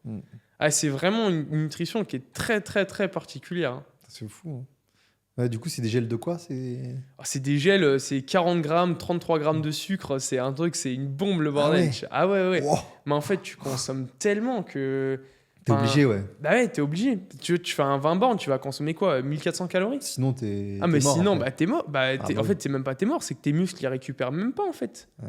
Du coup, là, on est même plus sur de la protéine, tu vois. On est juste, genre, nourris tes muscles pendant l'effort, quoi. Je prends de la protéine, tu vois, quand je me fais des grandes sorties vélo. Parce que le samedi, c'est ma sortie longue vélo. Donc, j'enchaîne entre 4 et 8 heures de vélo. Et donc, à ce moment-là, en fait, t'as que 2 repas. Tu vois, t'as ton repas, t'as ton petit-déj qui est vraiment sacrément consistant et un dîner. Ce qui fait qu'à ce moment-là, je me prends une scoop de prot en rentrant avec du beurre de cacahuète, banane et tout le truc. Genre, c'est une bombe de calories pour compenser un peu parce qu'en fait, t'as brûlé genre 5000 calories dans la journée et tu vas en consommer 3500, 4000, tu vois. Donc, t'es en déficit même avec tout ce que tu consommes, tu vois. Ça. Ouais, c'est vrai que c'est... Donc, très particulier. Tout un process. Ouais, ça me fait penser que aussi, moi, je fais des jeûnes intermittents. Du coup, ça me permet de drainer et de faire un nettoyage. Bien ça. Ça nettoie toutes les cellules, ça permet de reposer l'estomac et ça me fait trop du bien. Franchement, ça me refocus. Donc, c'est du soir, après le dîner, jusqu'au lendemain midi. Ouais. Du coup, ça me fait à peu près 16 heures de jeûne et ça me met super bien parce que du coup, ça permet de drainer, d'éliminer aussi les toxines. Même perdre de la graisse. Ouais, bien sûr. Et franchement, depuis que je fais ça, ça me fait trop du bien. J'ai testé le jeûne intermittent aussi. J'aimais bien. J'ai testé aussi le juste fruits until noon. Donc tu manges des fruits jusqu'à midi. Ah ouais. Donc en fait, parce que les fruits se digèrent très rapidement dans l'intestin, pas dans l'estomac. Et du coup, ça me faisait avoir beaucoup de vitamines et du sucre pour le cerveau, tu vois. Donc c'est super bien aussi. Problématique, c'est que je perdais du poids à vue d'œil, tu vois. Ah ouais. Parce que du coup, en fait, je skip un petit déj plus une collation à 10h. En fait, je skip 1000 calories et dans ma journée, c'est pas possible, tu vois. Après, tu skippes moins que si tu avais fait un vrai jeûne intermittent sans rien manger. Parce que tu manges quand même des fruits. Ouais, sur des fruits, mais pas tant que ça. Enfin, c'est pas une folie non plus. Parce qu'en fait, je mange quand même des fruits au petit déj dans tous les cas, tu vois. Ah ouais, d'accord. Ouais. Non, l'endurance, c'est particulier en termes de nutrition. Ça demande une attention. Tu vois, là, j'ai ma gamelle avec un peu de riz, du poulet et tout pour manger à 4 heures. Ah ouais. Bah ouais, parce que ce midi, je n'ai pas non plus mangé beaucoup, donc il faut que je compense. Ouais, c'est... Ah ouais, tu sais que moi, j'ai pas mangé pour l'instant de la journée. Là. Ouais, mais moi, ça me dérangerait pas non plus, tu vois. Mais c'est juste qu'en fait, si je commence à faire ça, je peux pas, tu vois. Ah bah oui, tu peux pas tenir. Je peux pas tout faire, tu vois. Ce matin, à 7h, j'étais sur le vélo. Tu peux pas. T'es obligé d'être focus à fond. Bah ouais. Donc ça, c'est... mais du coup, trop cool. Moi, j'aime beaucoup aussi la question jeûne. Le plus long jeûne que j'ai fait, c'est 5 jours sans manger. Ah. Juste consommer de l'eau, bouillon, tu vois. Ouais, franchement, exceptionnel. C'est une des meilleures expériences de ma vie. J'ai adoré. Franchement, un sentiment d'apesanteur, de lucidité, de clarté, de focus énorme. Et là, j'ai pour objectif de refaire un jeûne de 10 jours à la fin de l'année. Mais est-ce que tu es accompagné, tu es guidé ou pas? Ou tu fais toi-même? Alors là, sur celui de 5 jours, je l'ai vraiment fait à l'arrache. En fait, c'est vraiment parti d'un truc vraiment débile en plus. Quand j'en ai parlé avec un mec qui en faisait souvent, il m'a dit t'es vraiment con. Genre, en fait, j'avais bouffé kebab le midi et pizza le soir. Et genre, je suis rentré à la maison, il était genre minuit ou 1h, et je me suis dit, mais je sens que mon corps, je viens de le violer, tu vois. Et je me suis dit, vas-y, jeûne. Et en fait, je suis parti sur 5 jours de jeûne, donc absolument pas sain, tu vois. Là, le prochain que je veux le faire en mode vrai protocole et en faire une vidéo YouTube avec justement un nutritionniste pour nettoyer le foie en amont, pour liquéfier les reins, tout ça, et vraiment tout le travail derrière de reprise et vraiment faire genre un mini documentaire, tu vois. Justement, moi, ce qui m'a déclenché l'envie de faire un gros jeûne intermittent, enfin un gros jeûne, j'ai fait un jeûne de 3 jours. Ouais. Et ce qui m'a donné envie, c'est que pendant une semaine, je faisais que des restos. Mais à chaque fois, on m'invitait par-ci, par-là. À chaque fois, en plus, ça finissait par un dessert. Surconsommation. C'est copieux, tout ça. Et en fait, c'est fou, mais je grossissais à vue d'œil. C'est quoi ce délire? Et en plus, je me sentais lourd, peu d'énergie. Et là, je fais non, c'est bon. Là, j'arrête tout. Je fais un gros jeûne, je fais un gros nettoyage. Et ensuite, après, justement, j'ai parlé à un mec en fait, qui faisait ça de temps en temps. Et lui, ce qu'il fait, c'est qu'il va carrément dans un centre pour justement faire ce jeûne, mais c'est accompagné. C'est-à-dire que il sait comment manger, il a une potion qui permet de, Ouais, c'est ça, de de tout drainer, nettoyer, il est bien dans un sûr. Ouais. centre avec piscine, tout ça, C'est ce qui m'a manqué, ouais. remise en forme. Et en fait, et après, je me suis beaucoup renseigné sur le jeûne. Mhm. Et ce qui m'a mis la puce à l'oreille, en fait, c'est ce qui m'a créé un déclic. Et vraiment, attends-toi, vraiment, quand j'ai lu ça, je fais ah ouais, c'est bon, je le fais. Je me suis beaucoup documenté. Et quand j'ai vu que, bah, déjà, d'une, ça a éliminé toutes les toxines, ça guérissait pas mal de problèmes, des maladies. Tout à fait. Et j'ai lu l'histoire d'un mec qui a guéri son cancer grâce au jeûne intermittent. Il n'a pas fait de chimio. Il a juste fait un jeûne. Et en fait, ils ont vu vu que quand tu fais le jeûne, les cellules, elles se régénèrent. Et tu arrives dans une phase de glycogène. Enfin, je sais plus le terme exact, mais en gros, ça te régénère. Et ben, ils ont vu que ces cellules cancéreuses diminuaient au fil du temps, et ça l'avait guéri. Et du coup, quand j'ai lu ça, je fais waouh, c'est la folie. Donc, c'est-à-dire que moi, je le fais, et c'est bon, je vais être une machine de guerre, en fait. Donc, je vais le faire. Et du coup, bah, je me suis renseigné, j'en ai parlé un peu autour de moi, j'ai lu des livres, etc. Et du coup, bah, j'ai fait le process petit à petit. Donc, j'ai fait 2 jours de descente et 2 jours de montée. Donc, en fait, dans Par les contre, deux... tu fais 3 jours de montée sur le premier. Voilà, Ouais, c'est ça. ouais, Et en quand fait, même, hein. c'est ça. Donc, j'ai fait 2 jours de descente où, en fait, je buvais juste des petits potages. Le premier jour de descente, c'était que des légumes. Mhm. Deuxième jour de descente, c'était que des petits potages, que du Ouais. liquide. Et ensuite, boum, je démarrais sur les 3 jours. Et ensuite, à la fin du 3e jour, je commençais à faire, bah, pareil, montée avec soupe. Mhm. Et à la fin, enfin, 2e jour de montée, légumes, etc. Ouais. Et après, je commençais les protéines. Et ça m'a fait trop du bien, Ouais. franchement. Et pendant ce temps-là, je faisais que de boire du thé vert, du jus, enfin des jus de citron plutôt, mais du vrai citron, Ouais. que de l'eau. Et ça m'a fait trop du bien. Et Non, j'ai perdu. franchement, ouais. Et c'est marrant parce que du coup, je perdais de la graisse, je perdais au moins plus d'1 kilo par jour. Ah ouais, non, mais c'est à Je vue peux te- d'œil. Sur les 3 Ouais. premiers jours. En fait, les Ouais. 3 premiers jours, Ouais. c'est énorme. Mm. Et après, ça se calme. Mais ouais, non, Mm. 5 jours, franchement, c'était très cool. Donc, je l'ai fait un peu en mode débile à l'aller. Mais en soi, ce qui était très important pour moi, c'était la reprise. Mm. C'est la reprise qui est vraiment importante. En fait, parce que il y en a qui sont morts en reprenant après un jeûne. Tu bouffes une côte de Ah bœuf, ouais. tu crèves parce que ton intestin peut, Ouais, enfin, c'est ton ce qu'on m'a estomac dit. peut pas le digérer, tu vois. Donc là, j'avais fait soupe jour 1, soupe jour 2. Et je crois que j'avais repris un peu avec des lentilles. Et j'avais vraiment pas envie de manger de viande, tu vois.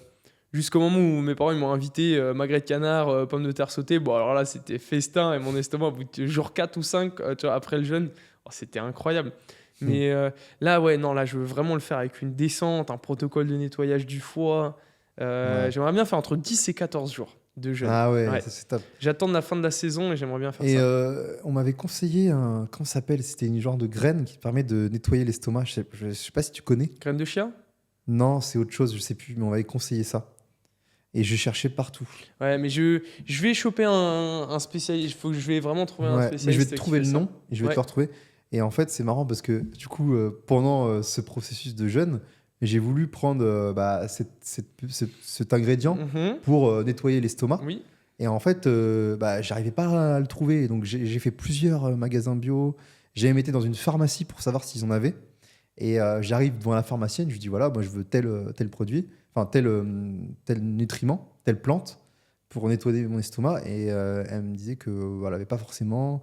Et je lui disais que voilà, c'était dans un process de jeûne. Et elle me dit comment ça, vous faites le jeûne? Je comprends pas. Je dis bah oui, je fais le jeûne. Elle me dit mais faut être. Et en fait, cette dame-là, elle m'a fait peur. Elle m'a fait peur parce que elle me dit mais faut être accompagné. Vous pouvez pas faire ça tout seul. Il y a un protocole à respecter. Vous pouvez pas faire ça. Mais ça fait combien de temps que vous jeûnez? Vraiment fou quoi. Je dis mais vous inquiétez pas, je vais en bonne santé, je vais très bien. Je bois de l'eau. Et il n'y a pas de problème. Et avec tout ça. voilà, elle me dit non, il faut vous faire accompagner par une nutritionniste, etc. Et c'est vrai que du coup, pendant je flippais, je fais mais elle est sûre. De toute façon, c'est que 3 jours, ça va. Et, Ouais, ça va. et finalement, j'ai réussi à. Enfin, j'ai finalisé le jeûne sans problème. Enfin, voilà.